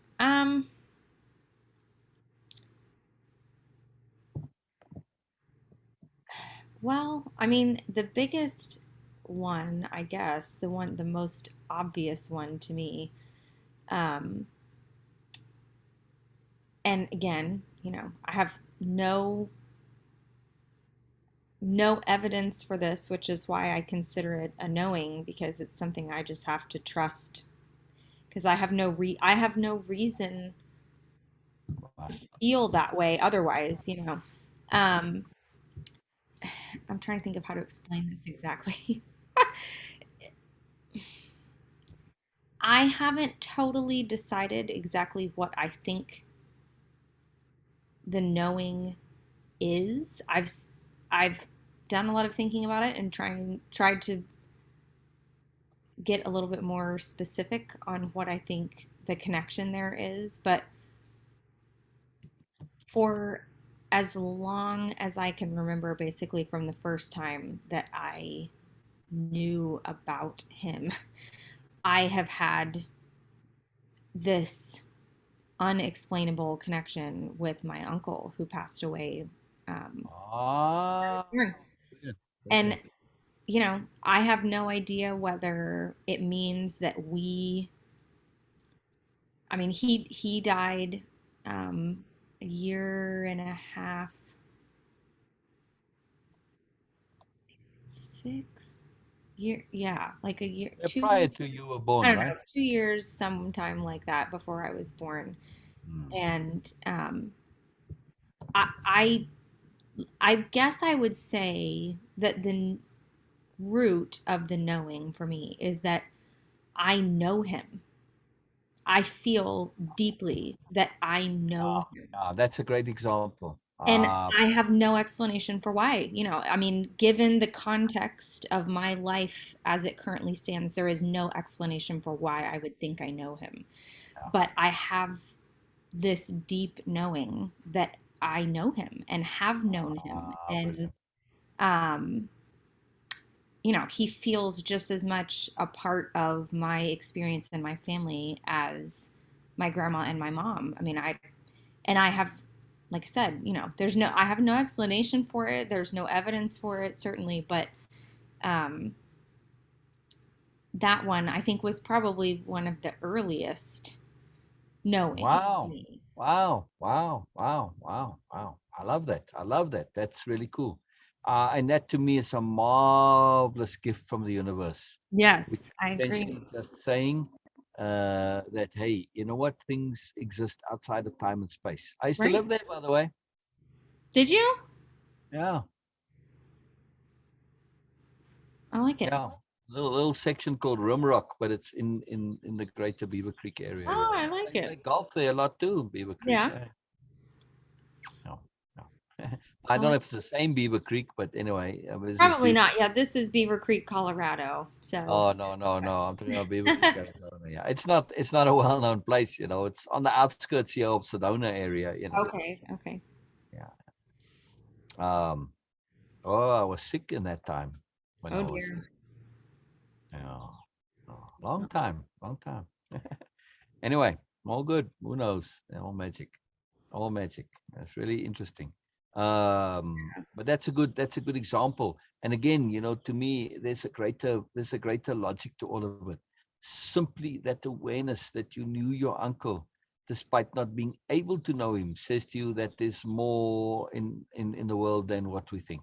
And it Yes. opens us up because it is an inner knowing that you cannot deny. Right. See, Right. self-honesty. Here's a great example of where self-honesty is absolutely critical. You can't deny that. So you have to rearrange your world in order to fit it in, Right. Right. which means you have to stay open to alternative ways of the way universe Right. working. Yes. Right. Yeah. That's a great gift. Yes. Yes. Absolutely. A great Absolutely. gift. The world does not work the way we think it does. Mm-hmm. It's so essential to emphasize that. All right. So I want to make one more point on all of this. Well, maybe there's more, but right now there's one. And that is when we look at this perception of the greater range of possible perceptions, there's an infinity. And yes, we'd like to explore that. But if you go and explore it like our mechanical alien who becomes an insect and it's just a total nightmare, right? Because they're unprepared for it. Yes, Right. completely and utterly. What would be the most ideal way to prepare? It is to take the self and reduce all the excess. Okay. If we start doing this and with our awareness, we are looking to expand awareness. But if we expand and contract awareness, but not contract awareness, refine awareness, not contract. In that expansion, if we throw away what is excess, Mm-hmm. right? The what we now have, actually, what we think adds to it actually are limitations, Mm. right? Because the moment I have a conception, it refines my reality. Yes. Right. So the more I throw them away, the more my awareness moves towards being a point. Mm-hmm. That's the aim of Wave Impeccability, Right. is to get our awareness to be a literal point. A literal point is the smallest possible implementation, Right. right? It cannot go any smaller. It cannot, a point is by definition what cannot be divided. Right. Yeah. If you cannot be divided, nothing can be done to you. You're completely 100% invulnerable. True. That's it. Doesn't matter. You cannot consume me. Right. I'm indivisible, right? So in the greater ness of the universe, where you've got to assume predation of all kinds exist, no? If you're a point of awareness, you can experience it all without any compromise Mm-hmm. and risk. If you're going to explore the infinity of all the marvels and wonders of the universe, this is the way to do it, no? Right. There you go. Point of awareness. So what we are doing with conceptuality is to bring it all down, and this trust, where we have a confidence in our knowing, where we can throw away all of our vocabulary, for instance, Right. right? So the point of awareness is doing one thing only, it's experiencing. Interesting. And Okay. it has the capability to experience everything simultaneously because Right. it's so singular. Yeah. Really powerful, no? Yeah, it is. Yeah. I mean, you still maintain your individuality, but it's all packaged into one point that implies and mean everything. And it's the end. If you take this and extrapolate direct knowing to its absolute end, you are going to know without needing anything to support that knowing. No language, no nothing. It's there. You just know. You don't need anything else, right? Right. Right. And experience. Now, that doesn't mean that nothing is going to be new to you or different. Of course, you can experience all the wonders, but that's the magic of it, that you're in a place and you are able to do this without any of the limitations and the filters. You are completely open to absolutely everything. Right. And Right. now, as a point of awareness, if you are fully in attunement, the universe is taking you wherever it goes. You're blowing on the winds of the universe Right. because you have no agendas. You don't need to have anything, right? Yeah. So it's a magical business. Anyway, just from a taking it all the way to its end, when we Mm-hmm. start to think what we're doing as training for the smallness. Mm-hmm. Yeah. Very powerful. So we are developing skills with which to condense, refine, Mm-hmm. structure, and the more you get them to be innate, the more you can throw away the surface skill and have the innate, like riding a Right. bicycle. Right. You don't need to remember the instructions and all this, right? You just know it, and that's what we want. We want innate knowing. And the more you have innate knowing, you don't need to have a hard drive to remember it. It's innate, it's built into the system. True. So True. that point of awareness doesn't mean that there's no knowledge and knowing. It's in there, but it's so innate that it's not doesn't have detail to it. It doesn't have Right. granularity. Right. It's oneness. It's oneness, right? But in the oneness is contained the granularity. Like ocean is one, That's but just what I was thinking. Yeah. Yeah. exactly all of the granularity is fused together Right. into one, and Right. that one is now the minimum point. So in the Mhm. one is the infinity. Like in when you look at DNA, right, you get the in any single cell is the entirety of the whole. Right. So it's the same holographic representation, because that's the whole thing with the holographs, right? That in each individual fraction of it, each point of light contains everything. Right. Yes, same thing. Each point of awareness contains everything, Right. and that can be added to, right? It's not finite. I mean, it's not limited. It's not unchangeable. Is the point I want to make. It can grow and learn and update and change, but in a very different way. It goes innately, directly. Yes, Mhm. not in all the packaging and filters. It's pretty cool, no? It is. Yeah. Yeah. I mean, this is the magic of light and energy and intent, that Hmm. it can contain everything in one quanta, one point of it. This Right. is incredible. It's absolutely incredible. Yeah. Yeah. And that's something. It is. It's incredible to me. Absolutely incredible. So, and as a way of being, as an ultimate way of being, this is, I mean, can't go any better, right? Yes. True. Yeah. Yeah, it's that perfection that we like so much. Yes. Yeah. Yeah, it is possible. So I'm just putting it all in this context of to connect this practice that we are doing of the direct knowing, which is the capital H hearing and the making space. All of those skills are leading towards this. But Hmm. first we have to unhook the habits. So Right. that's what we're doing in the program, is Hmm. very specifically getting into granular detail for the purpose of disconnecting from a previous habit. Now, Right. we don't Right. necessarily want to create a new habit, but it's the unhooking of the prevailing habits. That's the thing we're after. Right. There's magic in the new ways of being, but not as new habits, as merely a space filling mechanism which prevents the old habits from being habits. Okay. Yes, Makes sense. Yeah. right? Does that make sense? Hmm. Yeah. I mean, it's like, I guess if you're wearing terrible clothing and a friend comes and gives you a new outfit, it's not so much the new outfit that they want, they just don't Right. want you to wear the terrible Right. clothing. Right. So, I like it. yeah. Yeah, I love analogies. They're limited, but they're useful. They're useful. Yeah. So I like to know clearly what we're about. Yes. And so because this, we're just starting on the hearing and helping, and Yeah. it is a big detailed program, and it is very detailed oriented, and that I want to really emphasize how absolutely critically important this granularity is. Hmm.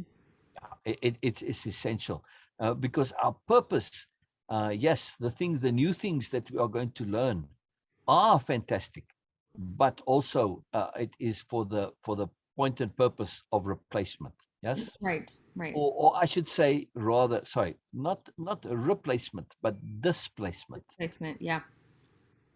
because the old stuff is still valuable, but not when it's completely only option. We don't want to lose our ability to filter and see this particular world where we're seeing other realities. We don't ever want to lose that ability, right? So, but we just want to displace its primacy. Yes, Right. and that's what we're doing with the hearing. We are displacing primacy. That's all, and adding additional ways of perceiving, interacting, relating, etc. We are enlarging our skills and breaking the stranglehold of the existing skills. Yeah. That's the problem, right? That with our existing skills, they aren't in themselves problematic. The stranglehold is Yeah. problematic. It's not the skills that are the problems, the stranglehold. I just want to be really precise here in that discernment. It's very important, and we know exactly what we're doing. Yes, Right. very cool stuff. Yeah. Very, very, very cool stuff. Very exciting too. I'm very eager. Very eager on this. Okay, where are we? Where are we? Gosh. Okay, let me find. Before we start on this, in the encapsulate the wholeness of what I say, any takeaways, anything, any moreness, any stuff that comes up for you? Oh gosh. I'm sure there's a million takeaways. Uh, uh, oh my gosh. Uh, that was horrible. Something went up my nose. Uh, Yeah, I get a little, um, like a little zzz in there. yes. Oh my gosh. Uh, um, man, yeah, I don't even know. My brain is going in so many different directions. Oh, okay, no worries then. Let it filter and settle, and as things come up, do it. So Yeah, there's so much to unpack and think about there. Um, the one thing I will say is, out of all of this, if there's one takeaway only, it is to shift your daily habit of perceiving, thinking, relating, to start thinking of everything in energy terms. right, right. Everything, Yeah, every behavior in terms of wasting energy, conserving energy, right, and right, then everything else in terms of perceiving energy. When you make a sandwich, don't make a sandwich anymore. right, Shape energy. Now, when you think of shaping energy when you make that sandwich, especially if you're making it for somebody else, right? You're putting intent, you're putting an energy into it. Yes. And right, that's going to change the way it actually tastes and provides nourishment and all that, right? right, It's a different logic to it. So when we start looking at everything from an energetic point of view, it changes the way we live. right. It's true. Yeah. I mean, everything is about energy shaping, manipulation, conservation, etc. Yeah, Yeah, usage. Yeah, yeah. So we want to train our brain. Our brains are trained to think of everything as visual. right, The visual is primary. But when we start to think energy as primary, we start to live in suddenly, just in that one single shift, we live in a different universe, different right, world. Yes. Yeah. So that's the takeaway here. From now on, every single thing that you do think is all energetic consideration, mm-hmm. whether it's a good use of energy, which is impeccability, or shaping of energy, which is a clarity of intent, Right, directed intent. Yes. And so this is a massive different thing. And then, of course, your perception starts to change. The more you think in energy terms, the more you're going to notice and look at energy and see energy and perceive and hear energy, feel energy, everything. Yeah. yeah, And then also, I guess the second thing would be an openness to direct perception, right, direct knowing. Yes. yeah, Yeah. I mean, that's the point of the direct perception, or at least one of them, is an ability to short circuit the usual knowing process, to know that which you have no business knowing. right, It's going to be linked to your intent, of course. right, Yeah. I mean, I've seen things come out of me many times, which, I use earnestness as the thing that triggers it. But really, it's the intent.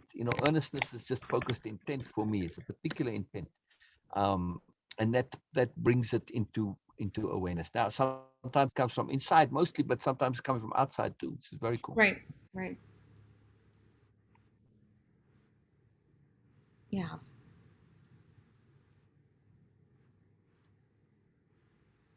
I mean, we're embarking on a whole new phase project, a new Mm-hmm. dimension. Yes, and you see the greater connectivity of the necessity of everything that's been and come before. Right, How where we at has to have the preceding steps before it. You can't do it out of, right, I mean, yes, there's some flexibility in the order, but how they're all on necessity. The basis is impeccability, way of impeccability. This is absolutely essential. Yes, a yes, key element. Yeah. for sure. Yeah, We're not absolutely. just about things for fun and games. In other words, we're playing for the highest of all possible Right, stakes. right, Yeah. I don't say it so directly. Yes, I bring death into it a little bit in way of impeccable, but I want to overemphasize it because, yeah, for many obvious reasons. So, yeah, right. have to be subtle. Have to be subtle. All right, where are we? Where are we? Unless there's something you want to share first. Um, there probably is, but nothing that's coming Don't worry. Don't worry. Don't worry. immediately to Let it come. mind. Let it. Um, Let it come. Let it come when it comes. yeah, my brain is completely fried right now. Yeah. Good. Good. Good. Good. Very good. Very good. Very good. No need to think. Let it just be direct. It's like, hey, if it's obvious, what do you need to think about it for? Right? And it is all obvious what I've been saying, no? Yeah. Yeah. Jeez. Okay, so there we go. There they are. All right. So I think looking back through my notes, it looked like we were in the I don't know exactly what to call this section. It was listening to hear more, part one, I think. And it's like a big section that has multiple sessions in it that I don't think are labeled as individual sessions. It's just like, Oh, segments. Segments. Yeah. yeah. So I figured out the segment that we were on. I don't know exactly how to describe. We'll get to that uh, in a moment. No worries. Yeah, they're just subsections. That's all.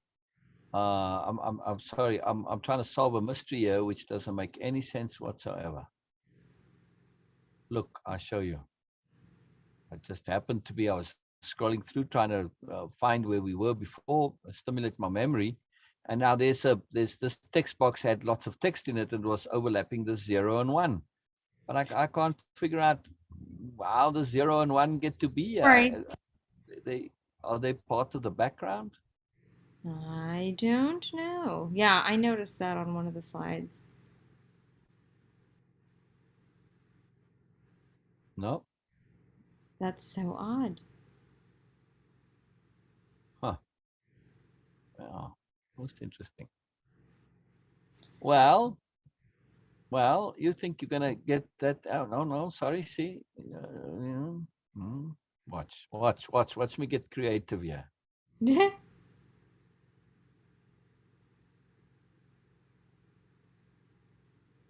A little higher up.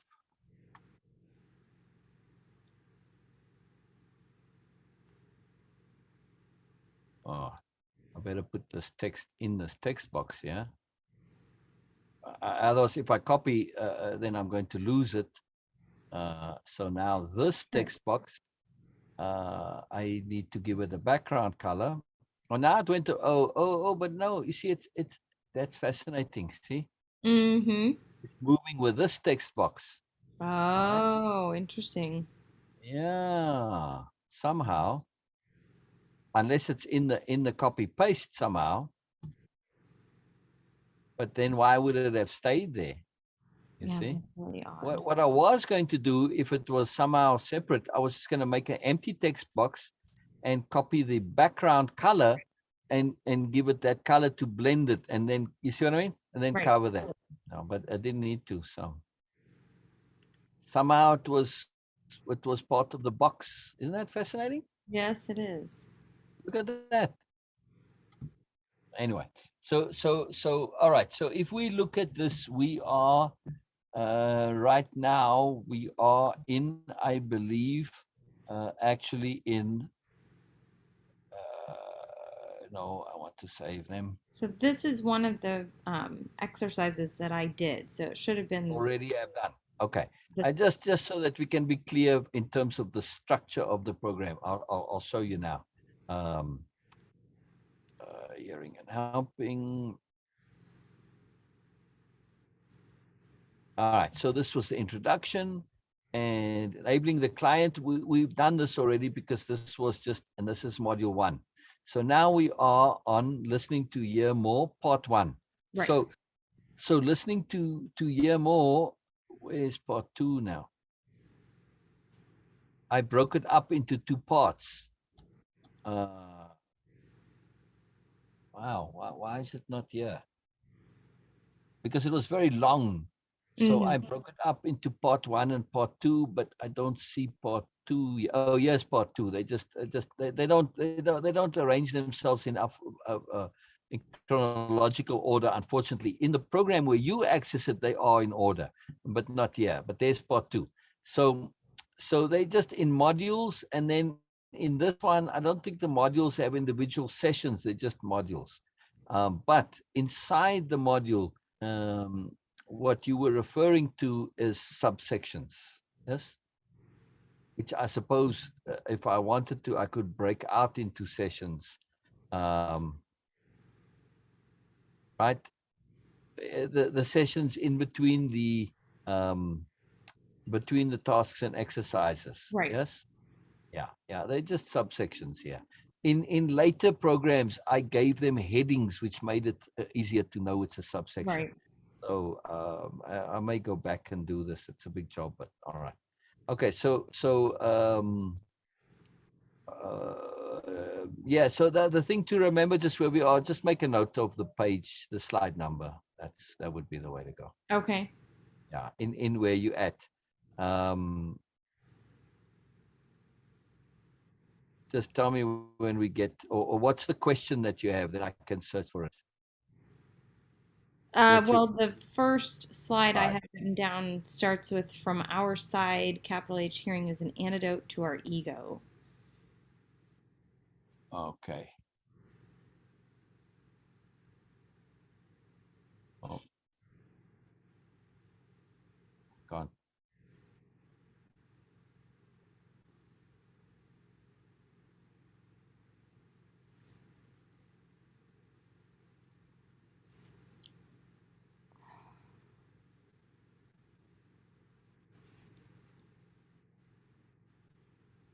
Oh, I think you're in part 2. Shouldn't be. I was in whatever section you were just working on fixing Yeah, that. but it's it's broken up into two parts. It's still the same module, but just part 1, part 2. Yeah, I didn't think I was in part 2 yet, but I'm not. I'm whatever not. section you were just working on that text box in, that was the exercise that I just went through Oh, for the section I was working on. So wherever that was, it was very close to where I was. oh, oh,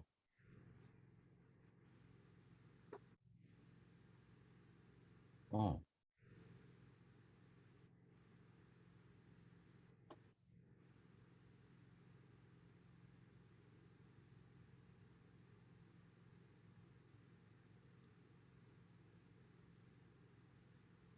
Now I don't know. It had a thing underneath it, but I don't see it. So Here, let me pull it up and see what it looks like. it wasn't this one.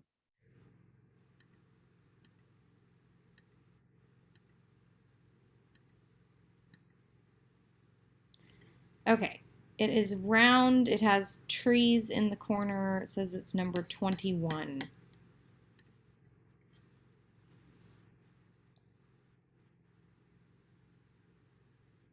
Yeah, here we go. From our side. Here we go. Yeah, 21. Yeah, you go. Yeah, you got it.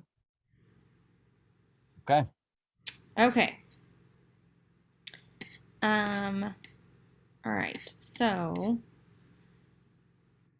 are you reading or do you want me to read? I don't know. Your choice. Um, well, I'll read and then I can just talk about what I had written down. So, from our side, capital H hearing is an antidote to our ego. We have to take it completely out of the picture. We have to set aside all our ideas about what usefulness we have, what we think we know, and believe that might be useful. We are hearing to understand only, nothing else. We are not hearing to provide a solution or give advice or solve the problem. No, this is absolutely the chief habit we have to break. Yeah. And Wow. This is oh, sorry. Go. no, I had made a note here that this fits in really well for me with what we had just been talking about with observation and capillate hearing being so tied to observation from Yes. the perspective of observing without agenda, without assumption, Yes. truly observing for the purpose of Yes. Yes. learning, perceiving, not to fix something, not to um,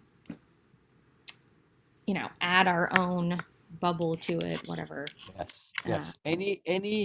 Any intent as to our hearing, as to why we are hearing, is going to limit the direct knowing that comes. It's going to right, frame it. It's going to put it into the known.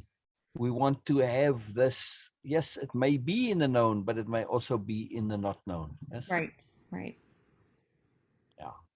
Yeah. Very cool. Very cool. It's a very key, beautiful, perfect one to start with. Yes. Yeah, Yeah. it fit so well with what we had just been talking Yeah, about. yeah. Just absolutely, like I love the magic of the universe. In other words, Yes, well, I'm gonna absolutely. sit tall. Yeah, I just took my beanie off. Am I tall Oh. enough? Well, I've got to hide the beanie here.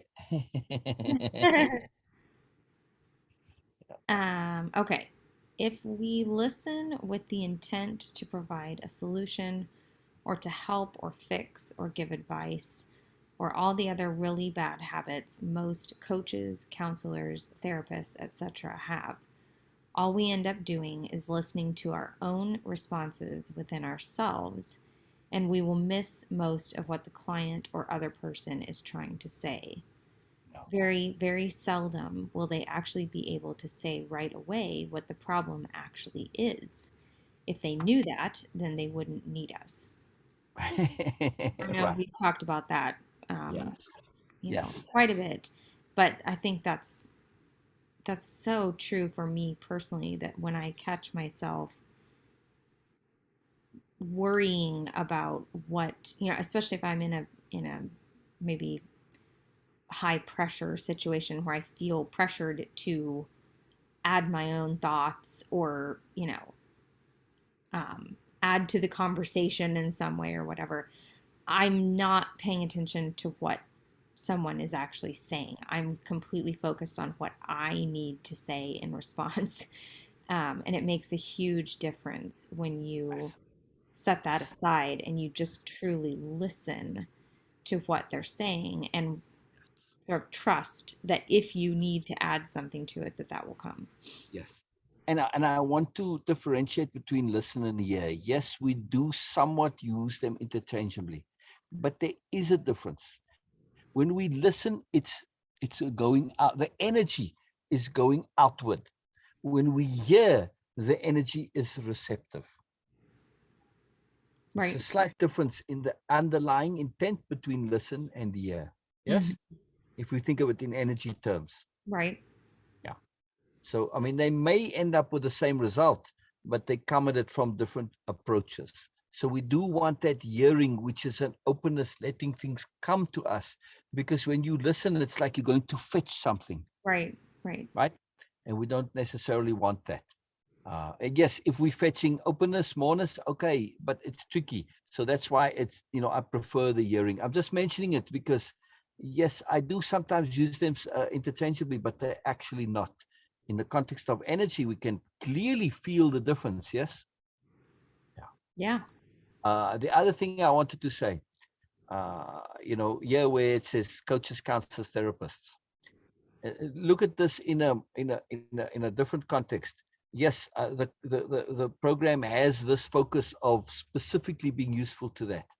But take pretty much anybody that you know as a good person, yeah, and ask them, what is it that you do in general, like overall, what's your intent, your purpose in life? Well, to be kind, to be thoughtful. What is being kind, thoughtful, helping, generous, considerate? It's some way being helpful, Right. which makes you a coach or a counselor or a therapist in some way or another, right? Right. Everybody's looking to do something for somebody else. Right. Yes. So we want to get out of this habit. It's a programmed default that comes into us from birth. You program, be good to others, do unto others and all this stuff. Right. It's the same underlying theme. So that's why this repetition and the fact that the program is, primarily seemingly focused that way. It's actually, we are all this, and we are all looking to be appropriately this. Yes. Right. Right. Yeah. Yeah. Because it's not like we don't want to be helpful. We Right. do. We want to be so appropriately. Yes. Yeah. Yeah. Yeah. Yeah. Yeah. So it's magical. It's magical that we are all default coaches and counselors and therapists and whatever helpers. Absolutely. Right? Yeah. I quite like the magic of it. I just enjoy it. Yes. All right. I'll scroll in a second. 1 second. This is a peculiar time of the year because it's cold at night, but it gets warm very quickly in the day. Right. And so you get these extremes in temperatures. So I had the thermal socks on, but my feet were starting to boil over there. Yes. Cooked lobsters at the bottom there. All right. Okay. Our job is to hear and keep hearing, so the other will continue past their initial attempts to explain the problem or problems. Past. That emphasis there. Yeah. Oh, yes. Sorry. I copied this over into my notes and I'm reading it over there, and it takes all. Oh, I see. Okay. Oh, I see. all the formatting out. So I'll look back over on the other side. If we are listening to ourselves inside as to what we are going to say, we close the door to continued sharing. The other person will feel and sense and believe they've said enough. The only time they actually will have said enough is when the problem is resolved by them.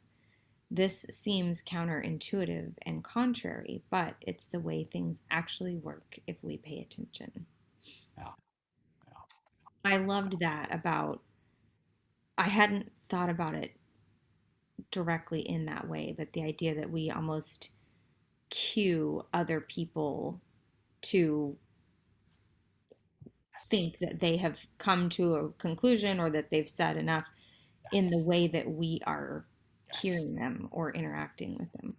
Yes. I love that you brought the concept cueing in here, the power conception cueing. And that's exactly, the hearing here is all about cueing.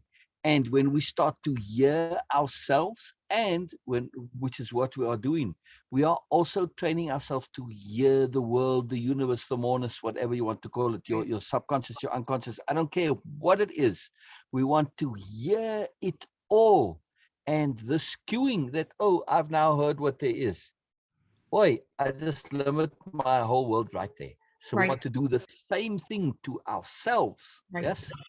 Yeah. Love this, Erica. Love it, love it, love it, love it, love it, love it. And I love the statement of the only time that they have said enough is when they've resolved their own problem. I love that. I mean, that's been said in this program before, but that's just such a huge point to me, that your role in this conversation is not to hear them so that you can develop a resolution for them. It's for them to come to their own resolution. Exactly. And let's assume I do come up with a resolution. And that happens sometimes. Somebody's got the real problem, they're stuck. And I get this direct knowing and I say, here you go. That's only the start. They then have to take it in and hear it and feed it back to you, where it's now theirs. Otherwise, it's not going to sit and stick. So it's a major, major point. Like I said, we can come up with resolutions. It happens all the time. But unless it becomes their idea, nope, never going to happen. Right. Yeah. Very cool. Very exciting. I'm enjoying doing this, Erica. I'm glad we're doing this. I'm really loving this. This is very cool. Me too. Okay. If we pay attention, we see that even when people are given advice, almost always they adapt and change it inside, and thus, in the end, listen to themselves anyway. That has been my entire life experience. That's happened to me so many times where you're like, why did you even ask me what I thought if you were just going to do what you wanted to do from the very beginning anyway? Yeah, exactly. And I love it when I've seen this happen. So I was laughing. I see this happen regularly. Somebody asks and they get given Yeah, what they asked for. And yeah, say, wow, that's really so cool. And then they go and repeat it to someone else, and it's something else entirely. And it's basically what they had in the beginning. And right, it's just right, too funny. It's just too right. funny. Yeah, yeah. Well, Again, self-honesty. yes, Yeah, what I always love and what seems to always happen to me is when someone says, oh, I'm having this problem, whatever. And a lot of times, what I think what's happened to me in the past is people will say, well, I'm thinking about doing this, but, yeah. I'm really not sure and I wanted to see what you thought and whatever. And you offer your opinion on whatever thing they brought you. And regardless of what you say, they do what they had thought of, you know, Yeah, it doesn't yeah, really yeah. matter. You do you the purpose you served in this whole thing was not the one that was presented to you. Yes, yes, Yeah. yes, yes. You were merely there to confirm. What Yes. I like to do with people who ask for advice but have no intention of following it, Right. to give preposterous advice that's nonetheless legitimate, right? Well, it's still Right. legitimate, Right. yes. Right. Like for instance, oh man, my boss is such a dick, and I'm really thinking of thing. I say, yes, fire yourself. Oh, what do you mean? So yeah, quit. Now they weren't thinking of quitting. They want to deal with the boss. I said, just quit, Right. just walk out, just leave, and tell the boss to shove it. Right. Okay. So I mean, it's legitimate advice, but of course, you exaggerate it to be preposterous. And they say, oh, but I can't do that. I said, but do you really want to change? Yeah, yeah. Well, there you go. And so I make it through the preposterous. I make it clearly evident that you don't really want to change anything. All you want Right. to do is bitch and complain. Right. So, Right. are you for real or not? And then they quickly say, well, yeah, you're right. I'm just venting. Right. It's very, but it's great fun though to say preposterous Yeah, solutions. I like it. Because at first they're like, oh, are you serious? I say, yes, I'm totally serious. And of course, it needs to be preposterous but realistic, Like, you're just Right. exaggerating what's a potential solution. It's too much Right. fun. It's too much fun. Yeah. I like it. Yeah. Might as well have Uh, fun with it, right? right. Absolutely. Okay. Yeah. If someone, yeah, is that where we are? Yes. If someone simply does what we say they must do, we create a longer term problem because they then are not living their own lives, but live according to what we say.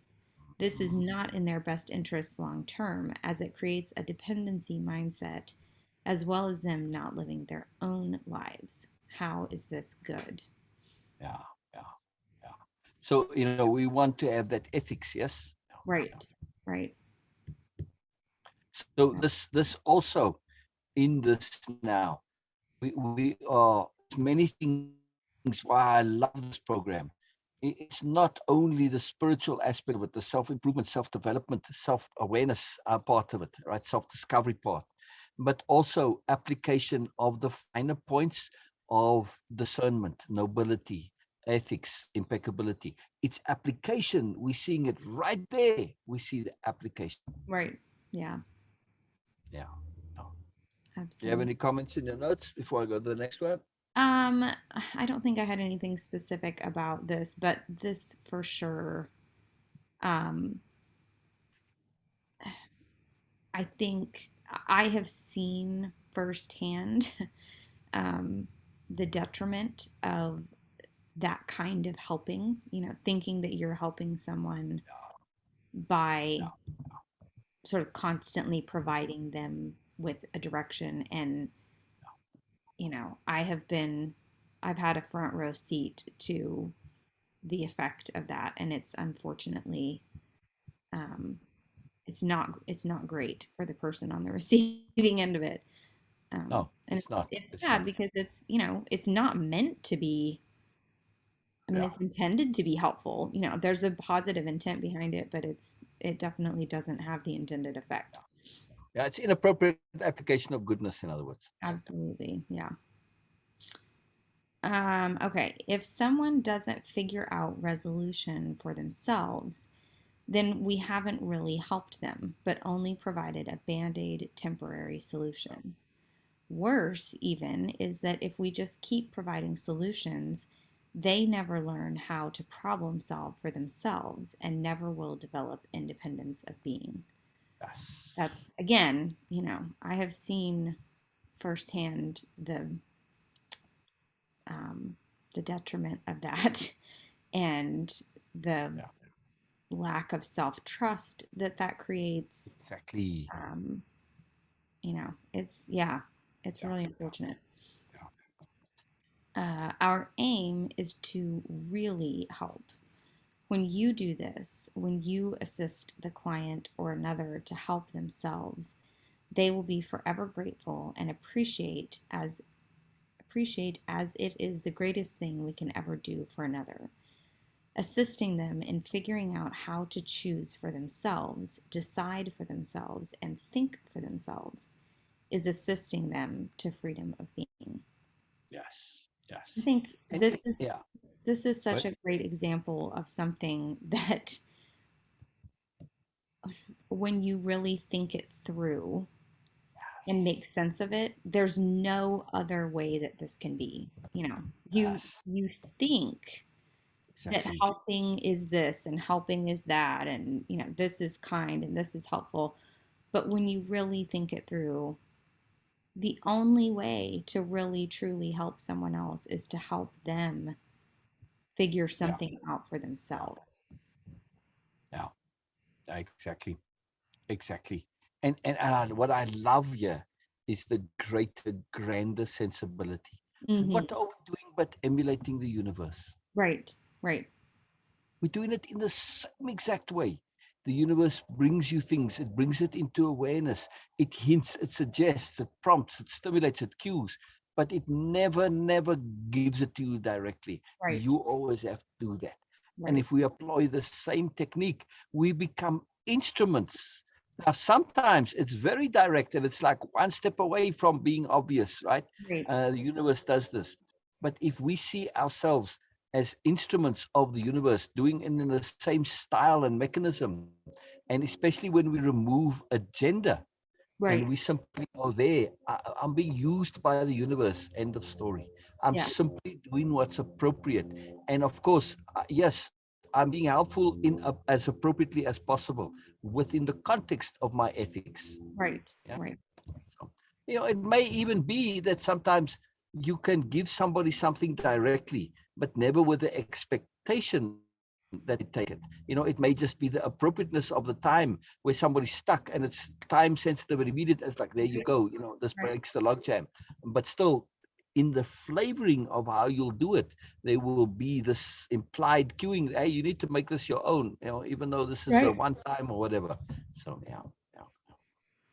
I love that. I love that. That we're doing things basically the same as the universe. Yes. yes, yes, Attunement in a bigger conversation, in a absolutely. bigger context. I mean, all right. Okay, if we don't have the gift of starting from zero, we will never have the opportunity to cultivate true awareness.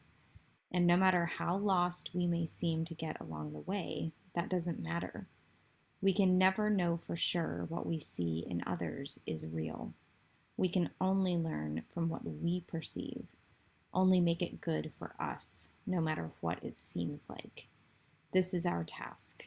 Ours is but to enjoy the awesomeness of it all. Yellow Noble.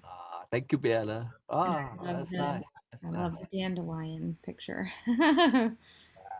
Yes. Tantallion. Yes. Tantallion. Yes. Yes. And the little heart over there as well, and the little circle and everything. So, yeah. Yes. Most beautiful. But I just love this in this greater connectivity. And this is to me why I treasure our time so much. we can only learn from what we perceive, only make it good for us, no matter what it seems like. Right. And Right. ours is but enjoy the awesomeness of it all. And this is the magic of sharing, no? Yes, absolutely. I love sharing. I love sharing. All right, Absolutely. so this is a good place to unless you want to continue. I just I'm Yeah, cognizant I of think this time. is a good stopping point because there were several slides worth of exercises, I think, on this one. Yes, yes, yes. Um, All right, so please in your notes there we are in module 1, part 1, page 27. oops. Module 1. What did you say? Module 1, Module 1, part 1, part 1. Okay. slide 27. Slide 27. Okay. I've got it. Yeah, because this was very long, so I broke it into the two halves. It's a very long module. Yeah, Okay. All right. I very made cool. a note. Wow, that was fabulous. It's so fresh for me. Oops. It's fresh at the same time. You know it and it's there, but it's really nice to see it because I don't remember the specific words anymore. Yeah. So it's really I'm loving going through this with you. It's really really fun. So I'm really looking forward to doing the tasks and exercises. Yeah. And Me again, too. Fridays are open. I sometimes I have stuff going on Fridays. Well, before I open my big mouth, let me just check. Okay. I have a pretty full schedule tomorrow. We're going to the Oh, it's city. your birthday tomorrow. Never mind. No, Yeah, birthday's we're on going to the city Your and birthday's stuff on. like Oh that. no, it is tomorrow. Oh no, birthday is tomorrow. It is tomorrow. Yeah. Uh oh.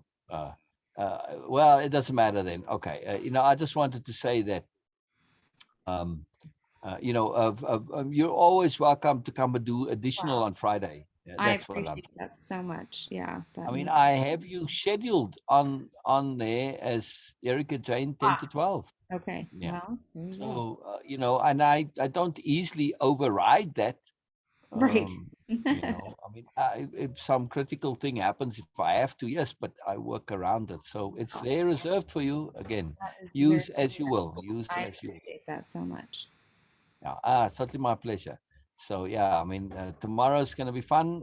Yeah, Albina and I are involved in this, with the art thing. It's very cool, and I want to Good. share more with you also what we are doing there. Yeah.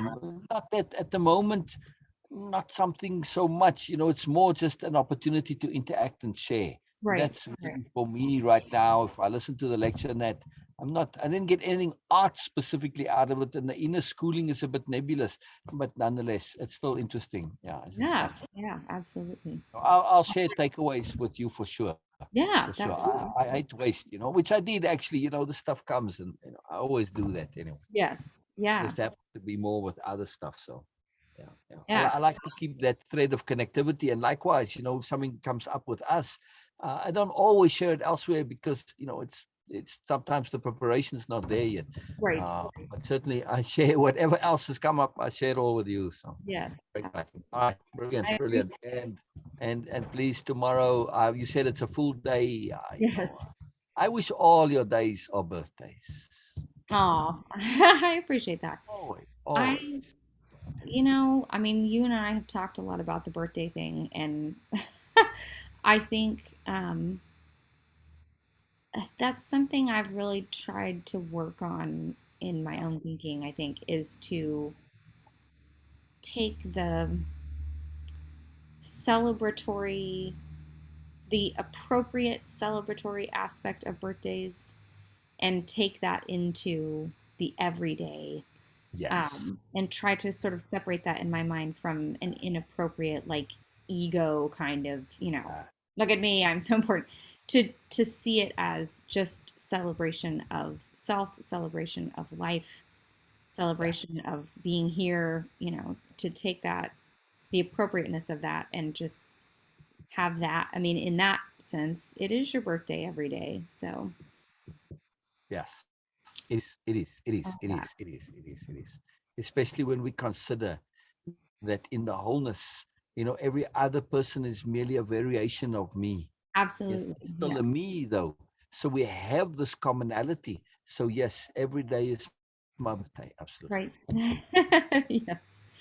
I'm all the sun signs. I'm all of them. Yeah, I like it. I told you how I used to. People asked me to read the horoscope, and I would read the wrong ones. Oh Yes. yes, that's me.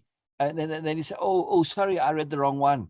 Oh, Right. and then you read the right one, and then they don't skip a beat. How they then relate to it. Oh Right. wow, how Yeah. this Yeah.